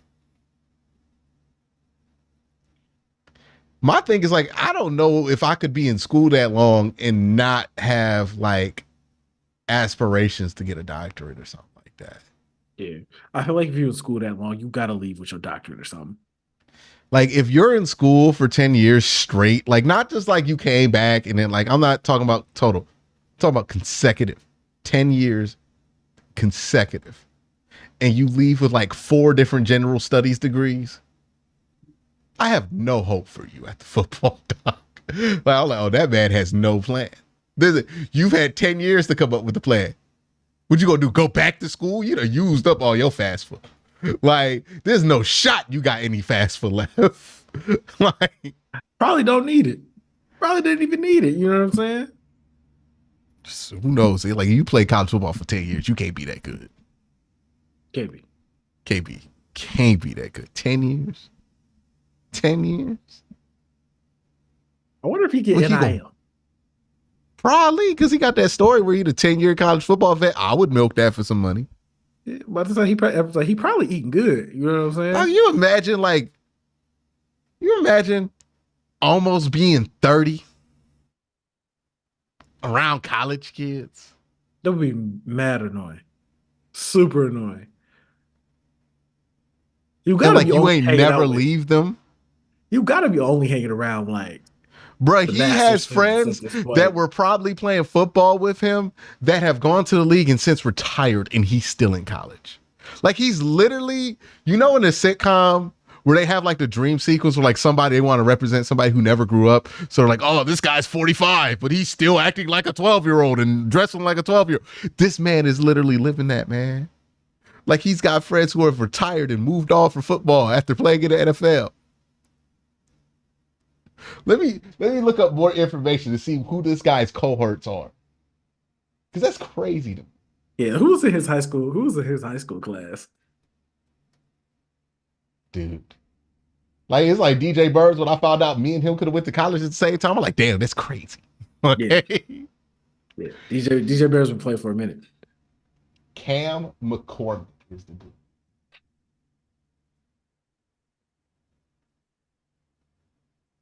And like the crazy thing is that he's played at good schools every time. Like it ain't like he was like jumping around from like Sacred Heart to Sam Houston. You know, he out here playing at the big boys. All right. 2 colleges. He started his career in 2016. Come on, bro. Bro, his college football career about to see his 3rd election cycle. Yeah, man, you need to go get a job, bro. Like, what are we doing? Nah, that's crazy. Now, I'm pretty sure the story is tragic and how he got injured and all this stuff. But let me tell you. All right, so first season, he got redshirt, 2016 at Oregon. Okay. 2017, he played. Okay. 2018, he gets multiple leg injuries. 2019, an ankle screw malfunction. Oh, okay. 2020, an ankle reconstruction. Dang. 2021, tears his Achilles. Bro. 2022, he returns to the field. Okay. In 2023, he transferred to Miami. Plays in 11 games. Okay. And now he's on his 9th year of eligibility. My God. Nah. After the screw malfunction, and then I rupture my Achilles. Nah, bro. I might have to call it quits. I might have to call it quits. I would have been done in 2022. Like after my Achilles heals and they pay for it, I'm done. Yeah. I'm not about to risk this again. Like he spent the last 3 years of his life rehabbing injuries. No. Bro, I hope my man got a master's. Man, and he's working on his thesis right now. Get your NIL money, dog. Go get your money. He could be a doctor by now. He really could. He has teammates he started out with that were on NCAA 14, and now he plays on college football 25.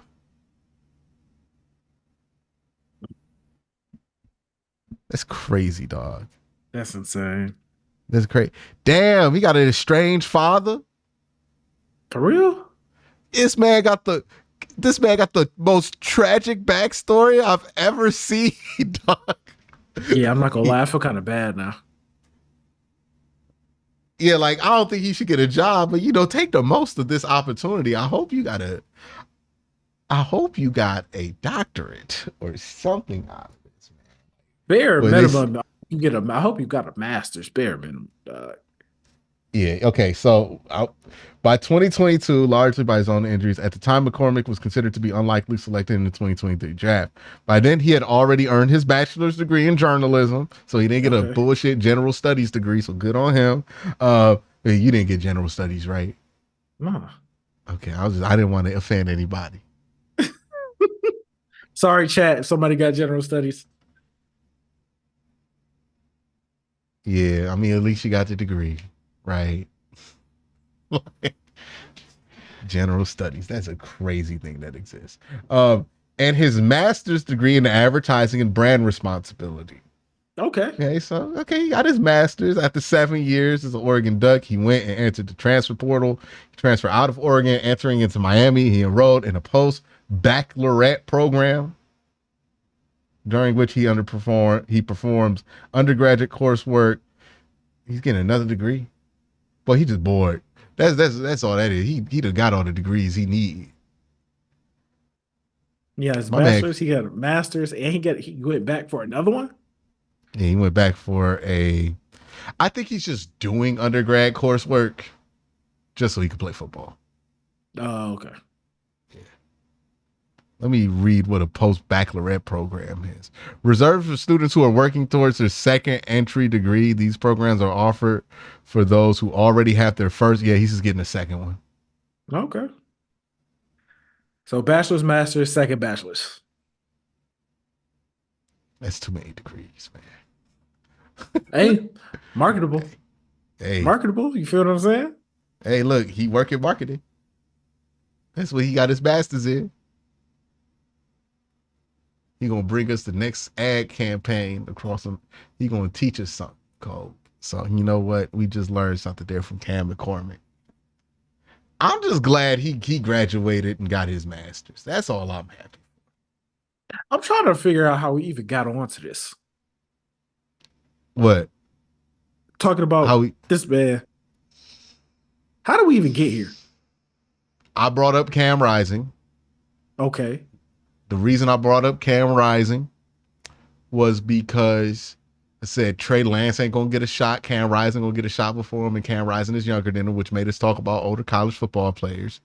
The reason we were talking about Trey Lance is we were talking about quarterbacks who ain't gonna get no shot. Well, we talk about how Sam Darnold got way too many shots and how Trey Lance ain't get one yet. The reason we were talking about Sam Darnold because we were talking about teams that look like they gonna clearly be ass.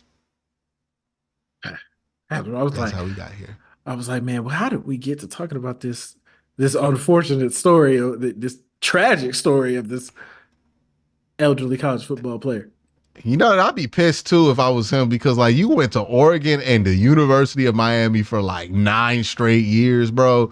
And the best you got out of it was a 2023 Pinstripe Bowl championship. Like this is these are the bowls he's won. 2017 Las Vegas Bowl, Okay. 2022 Holiday Bowl, and Okay. 2023 Pinstripe Bowl. This is the best you could get. This is horrible luck. You could get one Fiesta Bowl. Hey, it just means more. Hey man, I guess it just means more. he out here playing in the Pinstripe Bowl. Like, yeah, man, this is the granddaddy of them all. Yeah, all the big bowl games are played in December. Like, Sure. it's tough, man. It's absolutely tough. It's rough Woo. for real. It's rough Football for real. cold world, bro. 2016, we would have both went to college with this dude. You imagine somebody, and like not just with the 2016, I graduated in 17. You graduated in 16? 17. All right, so we both graduated. We would have like had enough proximity to know somebody who graduates or who comes to school in 2016. Like enough that we're like, oh yeah, I've seen you around, right? It's more than 1 year because like that first year, if you a freshman, don't nobody know you. But that second year, that's where everybody's like, oh, okay, they still here. Okay, what's up, bro? Like, you are now allowed to do normal things that college students do. Imagine some dude that you knew from college, you check back in. You're like, bro, is he still playing football? Like, is that a Miami Hurricanes helmet? After all them injuries, though, bro, you just gotta be like, you know what? I get it. I wonder how many exes he has that like have full careers now. Like, All right, what are we doing? What are we doing? like, What are we doing? bro, how many friends do you have that just like moved on from college? He's probably got quite a few, I would imagine. Dog. He got there in 2016. By the way, worst time of all to come to college because the party was over. Like 2016, it was the year, and then like after that, the party died. Like the pandemic happened, all the fun was over after that. I knew because after 2016, I was like, I'm getting out at 4. I could have stayed for 5 and got two degrees technically because I majored in 2 different subjects. But I was like, nah, I'm gonna get my 1 and get the fuck out. Like, absolutely not. No, the party is over. Like, I'm getting out 2017, dog. Man. The fun is done. LeBron about to leave. The fun is done. Like, woo. Oh Woo! man. With the worst stretch you could go to college. What no few? Ooh, ooh. What were they dropping for people in college in 2020, dog? You had to go to a whole year of college on your phone? On your computer. Couldn't do nothing. Yeah. Could be around Ooh. nobody. Ooh, I think my Oof. sister had her junior year during the pandemic. I was like, damn, this sucks. Ooh. I remember thinking every year my sister was kind of like, ooh, the years you went were worse than the years I did. Like, it was way more fun to be in college from 2013 to 2017. Let me tell you, we were still in the don't give a fuck era at that point, where it was just party music and crazy things going on at house parties. That stopped. That stopped after 2016. The fun was done. Like, Yeah, man. It's a different time. Definitely different time. Different time, man. Time. Different time, bro. Ooh, pandemic happened. Yeah, bro.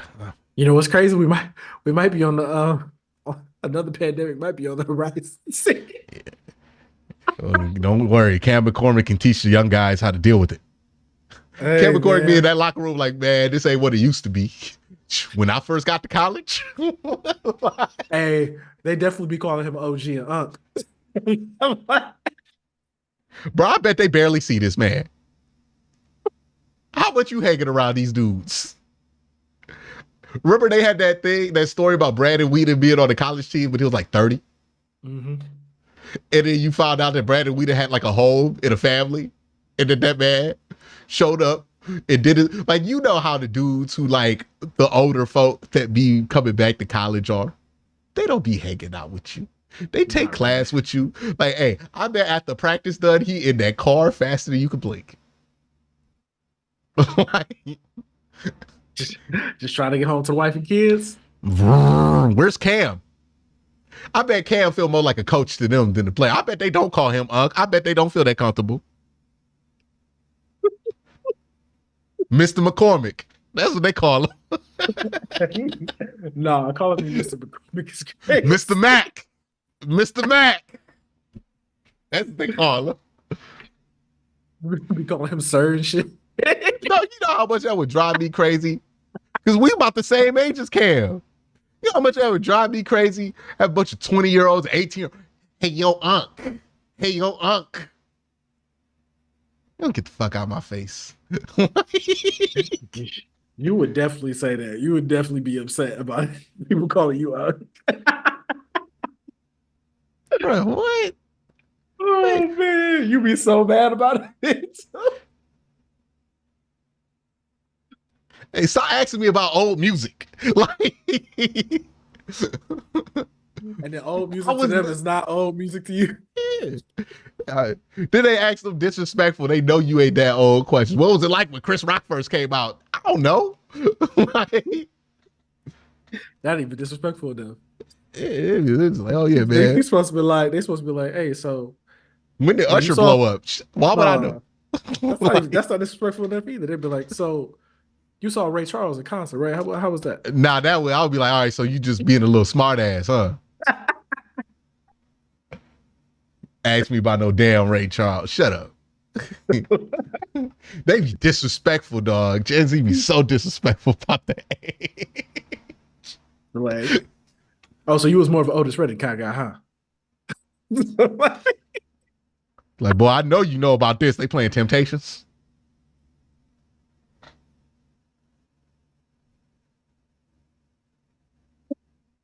Oh man, Bobby Womack.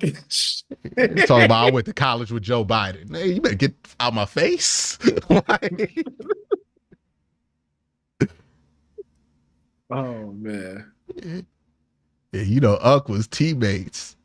He was teammates with Jim Brown. Shut up. It's like, dang, like you still here. That's crazy. That's crazy. All right, let me tell you. I would never barbecue around them. You know, even if I could, I'm not about to let them know I can. This is going, why would I feed into that? Ooh. Oh, They don't even say man. nothing. They don't even say nothing. They just looking at you. I had my own dressing room, bro. They playing all this music. I don't like.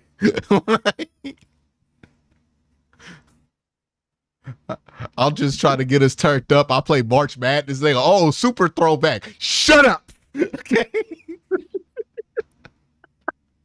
You imagine that, man? Kevin McCormick can't have the all score no more because he gonna want to play March Madness and they ain't trying to hear it. He came out when March Madness was hot. Dreams and nightmares, you can't run that back no more. These young people ain't trying to hear that. Man, people thinking March Madness is like a throwback. It hurts my spirit, man. Hurts Bro, my you heart. in the weight room trying to bump some Meek Mill? You can't even do that no more. These young people have no respect for Meek Mill. And it's not like undeserved. Like, I was about to say I wouldn't be doing that in the first place. I ain't gonna lie. look, but Meek Mill had made peak gym music. But let's not act like 2010 to 2013 Meek Mill was not making peak gym. I'm a boss. Check. Like, what was the one with Tory Lanez in it? Whew, just terrible people. But, still peak gym music. The whole Creed 2 soundtrack. Well, the first Creed soundtrack had that song with Future in it and Meek Mill. Man, I'm just gonna be honest with you. Never was that big of a Meek fan. I wasn't ever a big Meek fan unless I was in the gym. Look, Even when I was in the gym, I used to be in the gym like 9 times a week in college because like I had to get in shape for like a role that I was playing. And let me tell you, Meek got me through 2 days. Plenty of times. I done hit plenty of maxes listening to that Meek before when we took Meek seriously. Like, I was Drake a lot of did. Future, a lot of Future, a lot of Drake, Lil Kendrick. Surprisingly, I Big got Sean. the 4. I was like 150 and I got to like 400 on the deadlift and I was listening to Meek Mill. You ain't gonna do that shit with no Future, dog. Like you can only do that with certain people who make music just for work. You had a great workout, Kevin Gates. You don't listen to Kevin Gates unless you working out. like, or you working. Yeah, or you working. Working.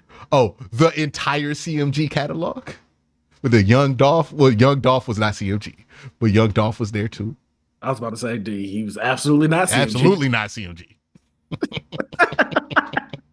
Jeezy. Oh yeah. Ooh. Still today. Mid 2010s Jeezy. Still today. They don't make workout music like they used to. Everything just sound like Drake. You little motherfuckers don't know. Tell you. Hey, look, every time I go back to the gym, I get back to that list. I'm like, yeah. Moneybagg Yo's okay in the gym. Big X the Plug is cool in the gym. Oh, Big X the Plug go in the gym. Don't do that. He got a couple of them. He got a couple of them for sure. He go to the gym. Boss Man, the flow talked too goddamn much for me to listen to. I'm sorry. I tried. I really did. I can't do it, dog. Boss Man. I'm sorry. Boss Man is a motivational speaker. I can't lift weights while he like sitting on the floor, getting 24. Got about 4 of them sitting on my roar. I'm like, all right, shut up, bro. Shut up and let the beat play. I play Boss Man. I'll be playing Boss Man D-Lo almost religiously in the gym. I can't do it, dog. I can't do it. I'll be like, yo, bro, shut the fuck up. Man, that's what why you need. Why are you telling me a story right now? Because you need to hear this. I do not. I want to hear like nothing. Some hard shit at the end. That's what's good workout music. Like, but not that. I can't do it. I can't do that. I can do Glorilla in the gym. I can't do Sexy Red in the gym. I don't like the sound of her voice. Like, it's not even about the quality of the music. Fair. It just does not sound good to me. Who else is good at the gym now? Who are these new people out here good in the gym? I was listening to V's in the gym yesterday. Fees is crazy in the gym. V's is hey, them beats be hard. Them beats is hard. I'm sorry. Future's good for cardio. I can't do Future for weight training. He's too nonchalant. Future's good. Future's really good for cardio. Yeah, Future's good for cardio. Weight training, that's a little bit difficult. Now, you know what always go hard for weight training? Put on that wrestling music from like the early 2000s. Hey, bro, you lift all the weight you want when you listen to this. It's time to play the game. Like, you be on that steroid. On that steroid is crazy. On that steroid, on that musical steroid. You play Brock Lesnar at the gym, you go deadlift the max. I promise you. Like, who else do I need to listen to? Rick Ross still go crazy in the gym. Yeah, Rick Ross, always good. Especially Maybach Music era Rick Ross. You know what Rick Ross is specifically good for? Machine workouts, not necessarily free weight workouts, right? Free weight workouts, he kind of talks. It's too chill. He talk too much. You feel like you lift the weights outside. I don't like it. But when you're on a machine, it's like, yeah, this is the right rhythm for it. Like when you're doing high rep, you need to be in rhythm. That's good right there. See, chat got. He just listened to us in the gym. I don't feel like we a good motivated gym podcast. I don't know, man. I wouldn't listen to us. I would listen to us in the gym. You wouldn't listen to us in the gym? Nah, not in the gym. I don't listen to podcasts. I'll listen to podcasts in the gym. I'm not gonna lie, I can't do it. I know people who listen to audiobooks in the gym. Good for them. Nah, not good for them. I feel like they're gonna be serial killers. Like that's some serial killer type shit. You listen to an audiobook in the gym.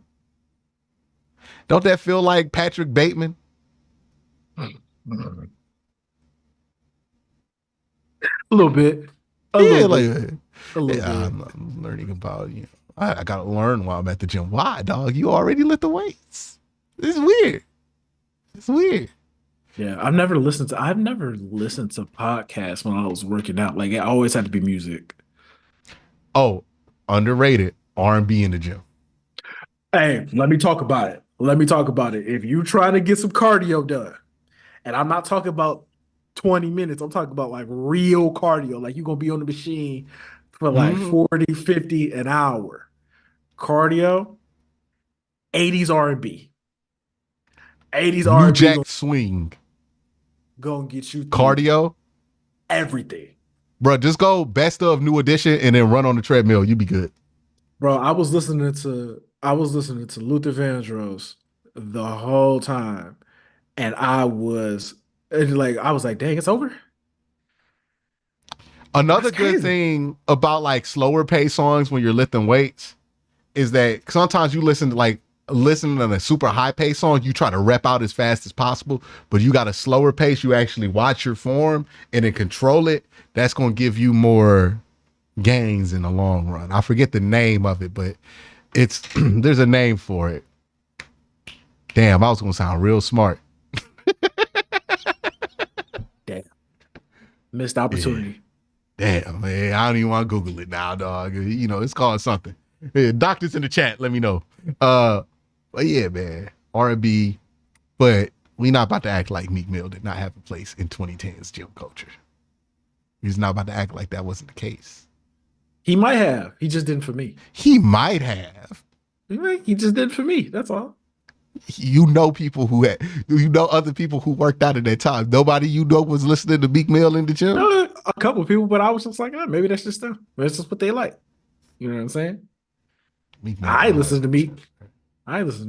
Bro, if I time travel, pull your headphone out and then listen to it. It's Meek Mill. Imagine if that happened to you. It's just like me from the future. You don't even know who the fuck I am. I just grab a headphone. It's Meek. And it just disappear into the ether. It's like, okay. I'm gonna cut this I caught you. You was listening to Meek in the gym. You a liar. That was not March Madness you was playing. I would hate it. I would absolutely hate it if you are wasting the opportunity to time travel to just to prove you wrong. Yes, just to do that. That's the only ethical use of time travel. It's petty shit. If I use time travel, big, you know how many lives can be erased? Ain't nobody's life gonna be changed because I pulled your headphone at the gym one time. I'm actually doing a good thing for the universe by using time travel for that. Man, Nah, man, I got to do something a little bit more serious than that from a time. if you do anything more serious than that, who knows whose life you erase? Think about it, Cole. I hear you. See, Not gonna stop me, but I hear you. that's crazy. That's crazy. You're just gonna wipe out. You come back, you find out you doing this show with Jason Whitlock. Then what? Was it worth it? Okay, like, was it worth it? It'd be like that. It'd be like across the Spider-Verse meme. I made a mistake. Outkick presents Wit and Cove. Oh, what happened? I was like, okay, somewhere along the way. Your hairline looked like a U. Now I gotta time travel again to stop myself. Yeah, you don't understand. Look at what happens. It ain't worth it. It ain't worth it, bro. It ain't worth it. What do you mean? Is my family gone? Did I lose it? Nah, it's worse. You co-host the show with Jason Whitlock on Outkick.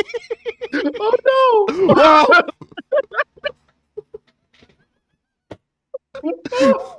What have I done?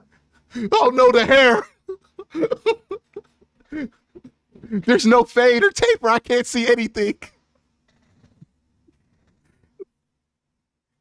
Is that a Gap polo I have on? Oh God. That man got a Ohio State polo with like lines across it.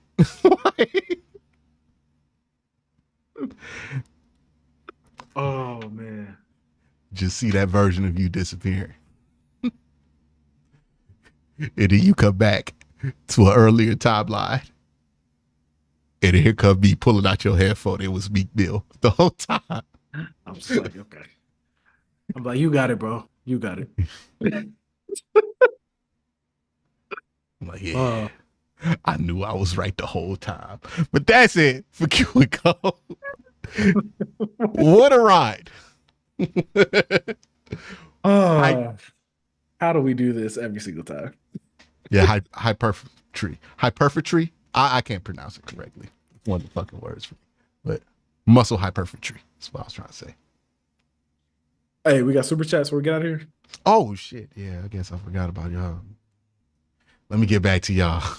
It's okay, Chad. It's okay, Chad. I care about you. It's cool. Okay, don't do that. Make me the bad guy. I am the one that reads.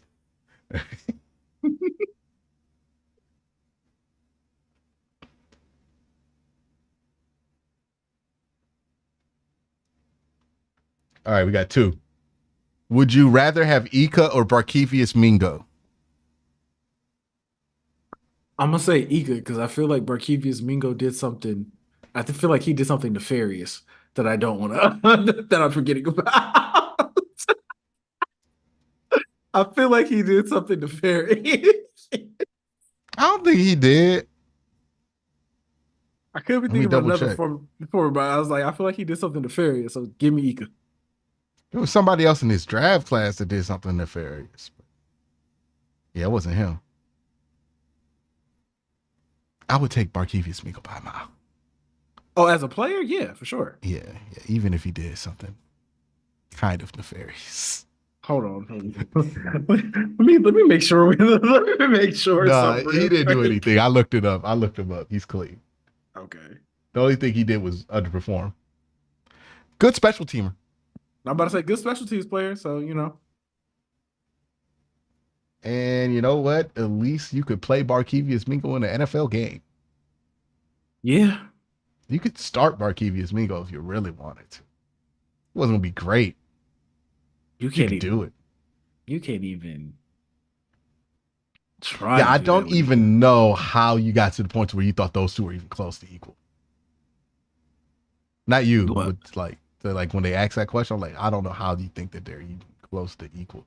Siaki Ika. I mean, like Siaki Ika is just, you know who's the 2013 equivalent of him? Leon McFadden. Mm-hmm. Or Bobo Wilson. Remember Howard Bobo Wilson? Man. Yes, a list that he is about to join. Oh, Vince Maley. Do remember Vince Maley for sure. That was a short career. That was a short stint with the. He got cut the year he got drafted. That is bad. All right. Mike C. Rodriguez. Adams will want out after week 6 when Hugh Jackson has poisoned the QB well and his team is 1-5 and 2-4. I checked this. Hugh Jackson is somehow the assistant general manager to guess what organization? Just guess what kind of organization he's an assistant general manager to. Is this an NFL team? I cannot tell you that, but I don't. It's not an NFL team. I'll tell you that. But he's the assistant general manager, and guess what type of football organization or establishment this is for? I can't even imagine why he would be the assistant general manager. He is the assistant general manager of the Georgia State Panthers. Okay. How do they have a general manager? What does that position entail? I'm just going to tell you right now. I love our people. I love the city of Atlanta. And Georgia State is smack dab in the heart of Atlanta. This sounds like a scam. Okay. Oh, this smell like an Atlanta scam if I've ever. Oh, smell it from here. I can smell it. Yeah. Assistant general manager. That man's still in tax dollars. Okay. Like, That man stealing tax dollars is hilarious. how are you a general manager of a college football team? He convinced them people to have him handle NIL money or something like that. And we going to find out this man been stealing money.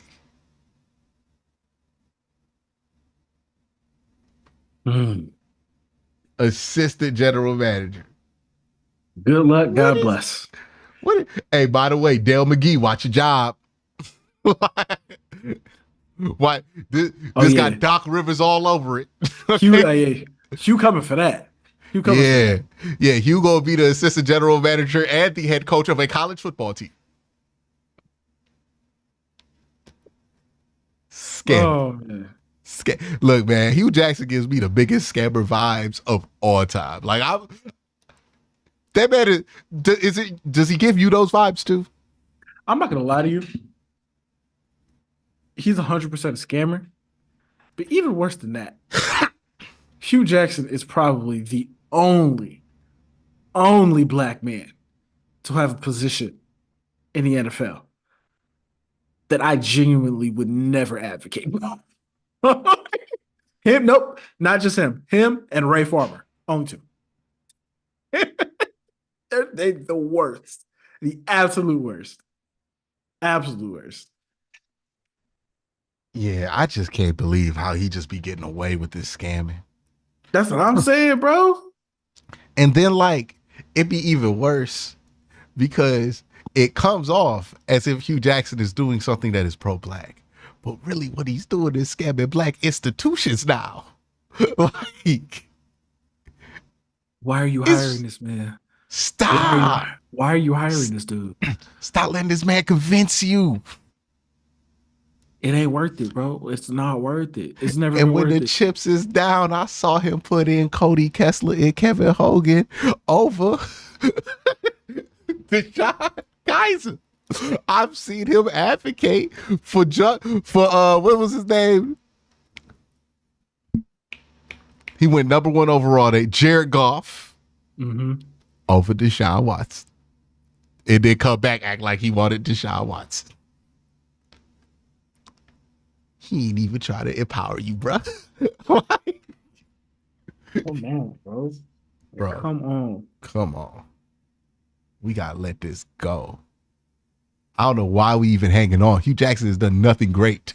Like, we can let him go, dog. Remember when they did the Colin Kaepernick thing? And they were like, we got just the guy to make sure this is a fair process. Hugh Jackson's going to host the workout. And then Colin Kaepernick was like, nah, dog, I'm not showing up no more. He knew. Yeah. He knew exactly who it was. And then we out here sitting here, can't explain anything because it's Colin Kaepernick and it's Hugh Jackson. We just sit here like, yeah, because he knew it was a scam when he saw Hugh Jackson. Oh my God. He was the worst. He was the worst. He's the biggest scammer of all time, dog. The worst. All time, bro. Worst. He went in there, had that conversation with Jimmy Haslam, and somehow convinced Jimmy Haslam that he should be reporting to ownership. Like, he almost convinced Jimmy Haslam to trade a second-round pick for AJ McCarron. By the way, not for the culture at all. That's crazy. That you was about to replace Deshaun Kaiser with AJ McCarron, and you was willing to do a second-round pick for it? Second and a third. Showed your true colors, huh? Scamming. Scamming. Keep Hugh Jackson far away from your organization. Bruh, keep Hugh Jackson far away from yourself. I don't care if it's a pee-wee football team he coaching. Stay away. You're going to end up paying overage fees or something somehow. He scammed. Bro, I was watching I was watching that Bishop Sycamore documentary. Mm-hmm. I was like, this is what Hugh Jackson would have did if he would have never got that NFL break.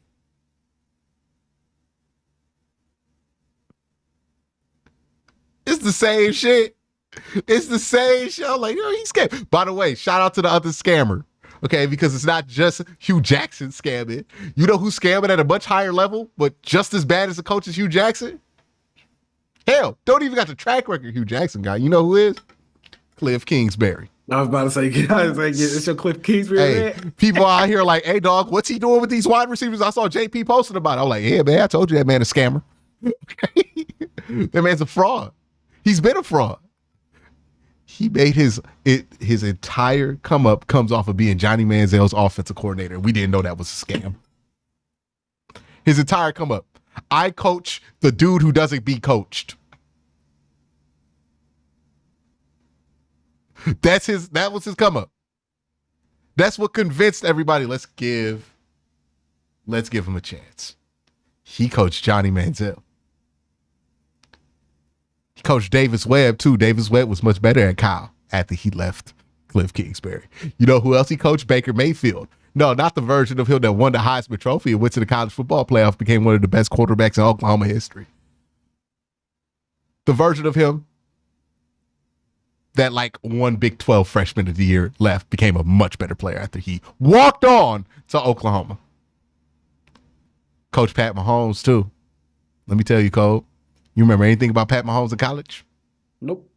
Remember hearing about how Texas Tech was going to win the Big 12 because they got the next Jordan? 2 years with Andy Reid, won a championship, and we call him this motherfucker Jordan. All he did was get away from Cliff.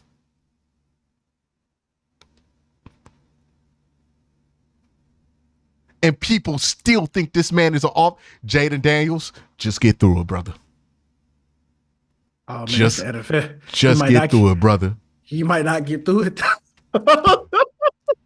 Power through. He might not get through Jaden Daniels, get a relationship with ownership today. Today. You're going to have to get that man fired to save your life. You ain't going to be able to do it in year one. If I was you, what coach say, run the ball a couple times. Let them know that you can move, you can scoot, you can do those things. So they be like, man, feels like we're not getting enough out of him as a passer. And you can be like, you know why? Cliff. Throw him under the bus before he do it to you. Okay? Don't do it. Oh, man, I was so worried when they was talking about Caleb Williams having Cliff Kingsbury. Oh, another special. Caleb Williams was his worst year of his college football career. Who happened to be in the building?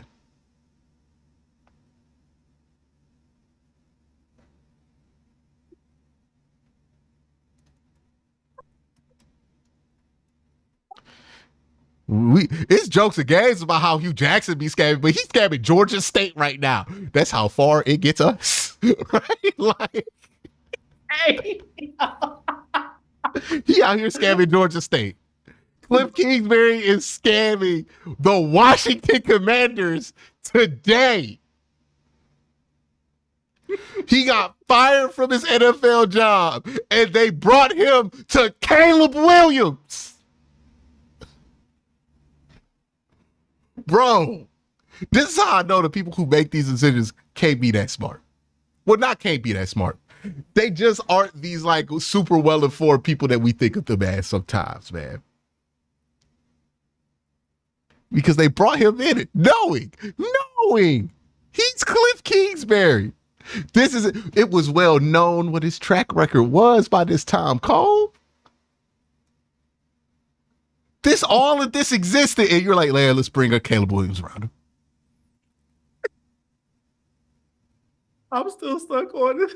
This is how far scamming gets us. It don't take us that far. You might as well have an honest, hard life. Like, this ain't gonna get you that far. Well, you look like Cliff Kingsbury. It's a little different. Like, bro, somebody about to hire Cliff to be a head coach. Like, good luck. God bless. Right. I still get pushback on this. Cliff Kingsbury has been showing us this is who he has been legitimately for like 9 years. Every time I point it out, most people agree. But there's like 20% of people that are like, nah, he's a genius. I always find it interesting who gets the genius label. Don't you find that interesting? Who gets the genius label in football? And who doesn't? Are you trying to point out that defensive coordinators rarely ever get that genius label? I just find it very, very interesting who gets the genius label. You know who decides who gets the genius level rater? Who decides who gets the genius label? Like, are these people qualified to know what a genius in football is that give the genius level? Because if you watch Cliff Kingsbury call 45 screens and you're like, that's a genius. Like, I feel like you're easily influenced. Every time I see somebody write a good story about Cliff Kingsbury, I know for a fact, man, you glad I'm not a scammer because you a mark. I can tell. Okay? You have marked yourself. I just find it interesting the way we talk about even like new NFL head coaches. Mm-hmm. You know, I find it interesting the discourse around all of them. What you mean, man? Mike McDaniel is called a genius. Yeah, I guess, you know, technically. Yeah, it's not technically, you know. One of us. Mike McDaniels, right there. They call him a genius. Who else? Who else they call a genius? I've never heard Byron Leftwich be called a genius. Boy, they went out their way to make sure we didn't think Eric Bieniemy was a genius. Like, every step of the way. Like, nope. That was the most. Not that that was good. The craziest one. The backlash to people being upset. Like, people use them as an example to point out a larger problem. And that backlash is the reason he'll never get a head coaching job, which is crazy. People were just pointing out, oh man, this guy probably deserves a head coaching job. I wonder why he has a head. NFL owners have decided he will never be a head coach. Is he even in the NFL right now? Bruh, they about to make him go back to running backs coach. Cold world. Cold world, man. Hey, bro, even if he was scamming him, he really didn't know nothing. I tell you. Because Cliff Kingsbury been scamming for 20 years. And they ain't demote him once. Okay? We all know Cliff Kingsbury scheming too. He got fired, bro. He got fired from a head coaching job. Was coaching Caleb Williams. Damn. And is now back in the NFL, man. Damn, bro. He coaching running backs in Jacksonville. It'd be like that. No, like it's that. worse. At UCLA. Okay, he's the offensive coordinator at UCLA. Okay. I didn't read through. Okay. That's still not good. That's still not good. Still not good. Like, at least they Hugh Jackson dropped down and he was what? Head coach of Grambling, I guess is equivalent. Man, hurts, man. Hurts. Hey, bro, it's tough. It's tough out Tough. here. It's tough out here. So I say, how the fuck did y'all get to this topic? It's tough, bro. We was talking about scammers. Hey, man. Is there any other scammers in the league? Antonio Pierce about to get called on scamming. Like, Yeah, and you know, I don't think to, Antonio Pierce scamming. I just think Antonio Pierce is trying to take advantage of an opportunity he know he ain't never gonna get again. hey, no shame in that. I'm not calling him a scammer. Yeah, No, that's not no scam. shame. That's not scam. No shame in that. No shame in But that. that's just all right, man. Riding the wave. Riding the wave. I'm trying to think. Like, I don't think there's any more. I'm trying to think if there's like an obvious scammer in the league. I feel like there is, but I'm forgetting though. Like, would you consider Doc Rivers a scammer? I don't know if I could consider him a scammer because he has won a title before. You know who is one of the biggest scammers in the NBA? Luke Walton. Oh yeah, 100%. 100%. Scammer. Hey, people to this day be excited that Luke Walton on their bench. I'm like, why? 100% a scammer. Could have told you from the Laker days. Could have told you from the Laker days that he's not it. Hey, learn from the best. Talking about Steve Kerr? What you talking about? I ain't say no. Okay, let's keep it that way. I ain't say that. I did not say that. That is not what I said. That's what I'm saying. See, Darvin Ham was it. The Lakers do hire a high amount of scams. Like, I feel bad for Laker fans because your owner is highly susceptible to being scammed. Like Jeannie Buss. Oh yeah, she done got hit with the okie doke so many times, dog. Bro. Phil Jackson, that second time around. Not the second time around he was coaching, when he was consulted. Like the Phil Jackson consulting run. Oh, bad. This scam. You got absolutely scammed by your man. The Magic Johnson scam was crazy because it seems like she talked Magic into scamming her.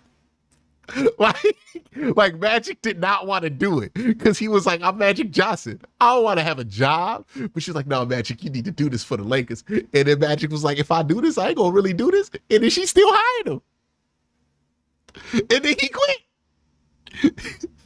Shout out to Magic Johnson. He got forced into scamming and quit once he realized he was scamming.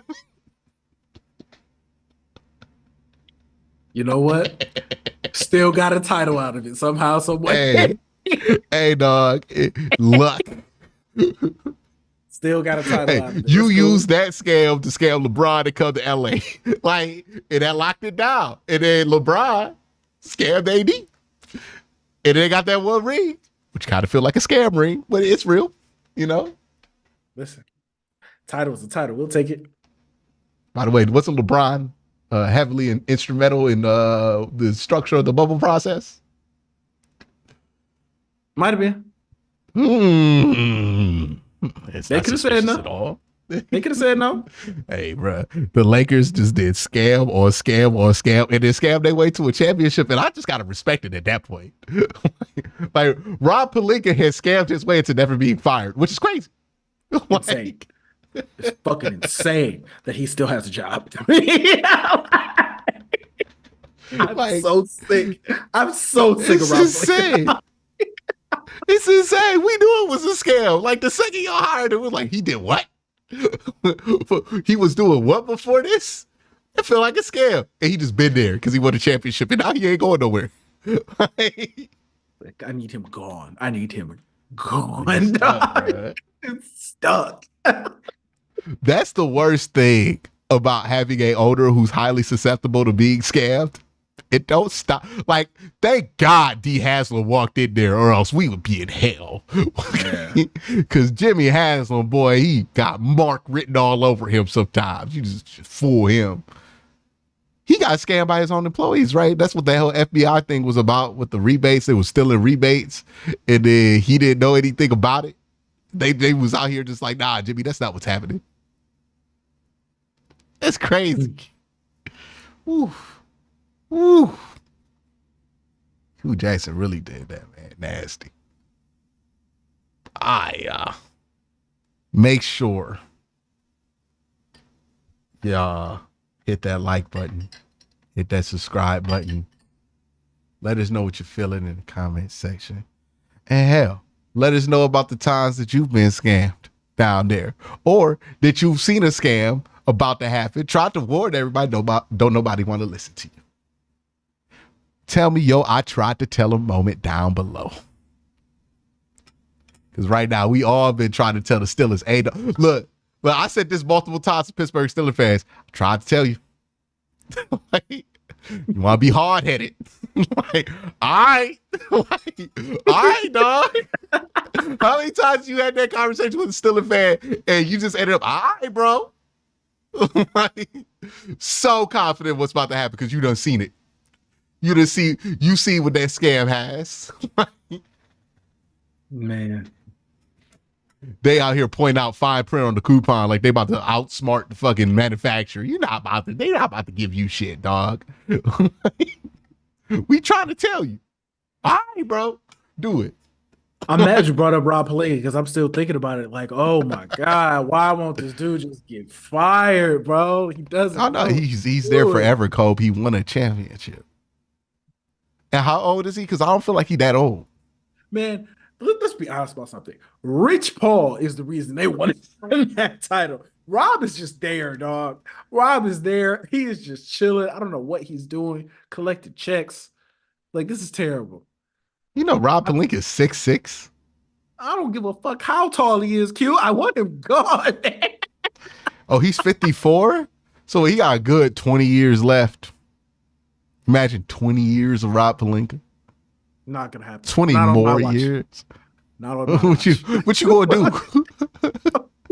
What needs to be done? You gonna assassinate him? I didn't say that. Those are your words, not needs mine. to be done? What are you about to do? They gonna incriminate myself on this podcast? Absolutely not. You already a suspect, bro. They see your tweets. Okay. If something happened to Rob Pelinka, you getting questioned. Like, especially if they want to. I ain't do nothing. Questioning, bro. We got a super chat that will be out. That shit is hilarious. I think the Adam super chat is how we got to all of that. Jerry Jones is a scammer. Yes and no. Jerry Jones. I lean no. I don't think he's a no, scammer. he definitely is a scammer. How so? You know how he got his fortune?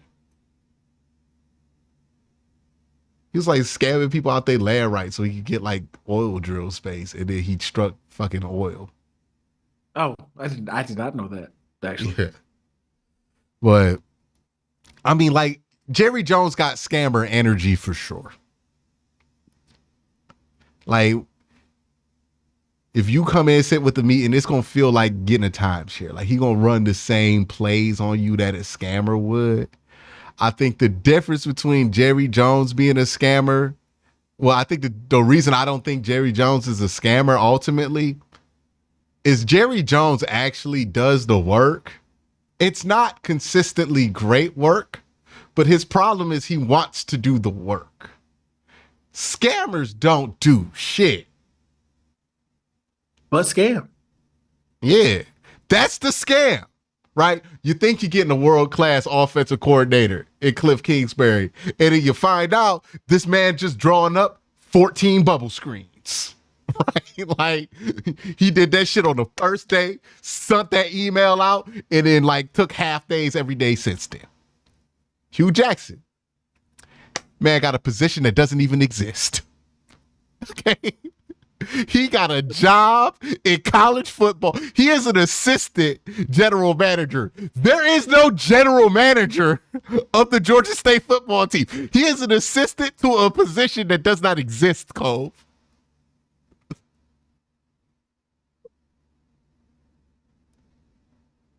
How? He couldn't even just be the general manager. Nah, the block would be too hot.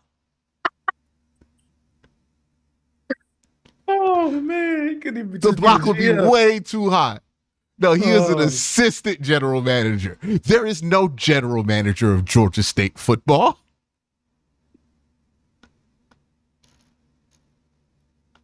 bro, I don't know That who is a I, scam. I don't know who I detest more. I don't know if I detest Hugh Jackson more or Rob Pelinka more. I'm trying to figure that out in my mind right Hey, now. dog, at least Rob Palinka does the job. He doesn't do it well, but he does the job. Hugh Jackson is just taking money. Like, and you know what? I usually respect dudes who do that, but he be so like he be lying about it. He don't even be honest about what it is that he doing. He's scamming. He's scamming, dog. And he doing this for the taxpayer. Like, that's a state school, dog. We funding this. Like, yes. Ugh. So that's ultimately what I think separates Jerry Jones from being a scammer. Like Magic Johnson famously did not do that job. Like, I don't know. he was scamming. Phil Jackson, when he was consulting, famously barely consulted. Both times they hired him to be a consultant, by the way, because the Knicks did it and the Lakers did it. And the Knicks are stupid because they did it after the Lakers did it. Like, that was dumb. Man, you should have known it was Cook once he hired Kirk Rambis. Yeah, trying to Derek Fisher, trying to run a triangle. Come on, man. Trying to run a triangle, but not even being interested in picking the players to run that triangle. Scamming. Scamming. He basically dropped 15 pallets of Invigoron on your desk. Like, pyramid scheme. Invigoron? It's a pyramid scheme product. Okay. It's like one of them shakes that you're supposed to sell, but you don't sell. You just sell people to sell the shakes. And then you make the money that they get off commission off of other people getting sold. It's a pyramid scheme. That's why I don't think Jerry Jones is a scammer. He works way too hard to be a scammer. Same thing with Rob Pelinka. Look, say what you want about Rob Pelinka. He be making them terrible trades. Ain't like he just did nothing. Nah, he be doing stuff. Well, actually, Q, he quite literally has not done anything this season. Now, Kobe Altman. It's not there yet. It's not. He made the Donovan Mitchell trade. No, I'm about to say he's not a scammer. He's not a scammer. Not a Traded scammer. for Lori. Not a- Traded for Lori. Drafted Evan Mobley. He not a You know, scammer. yeah. Danny Ferry, though, that motherfucker was scamming. Yeah. Okay. He was scamming. Oh, yeah. Full-time scamming. But yeah, that's the difference. Fisher was trying to run a triangle between. Ooh. All right. Y'all have a great day. Y'all have a great day. That's it. That's it. That's it. Wow. Hey, you wrong for that one. Wow. Wow. Well, that's it. Y'all have a great day. This has been Q and Cove, Quincy Carrier Productions. Wow. It was like this close to saying it.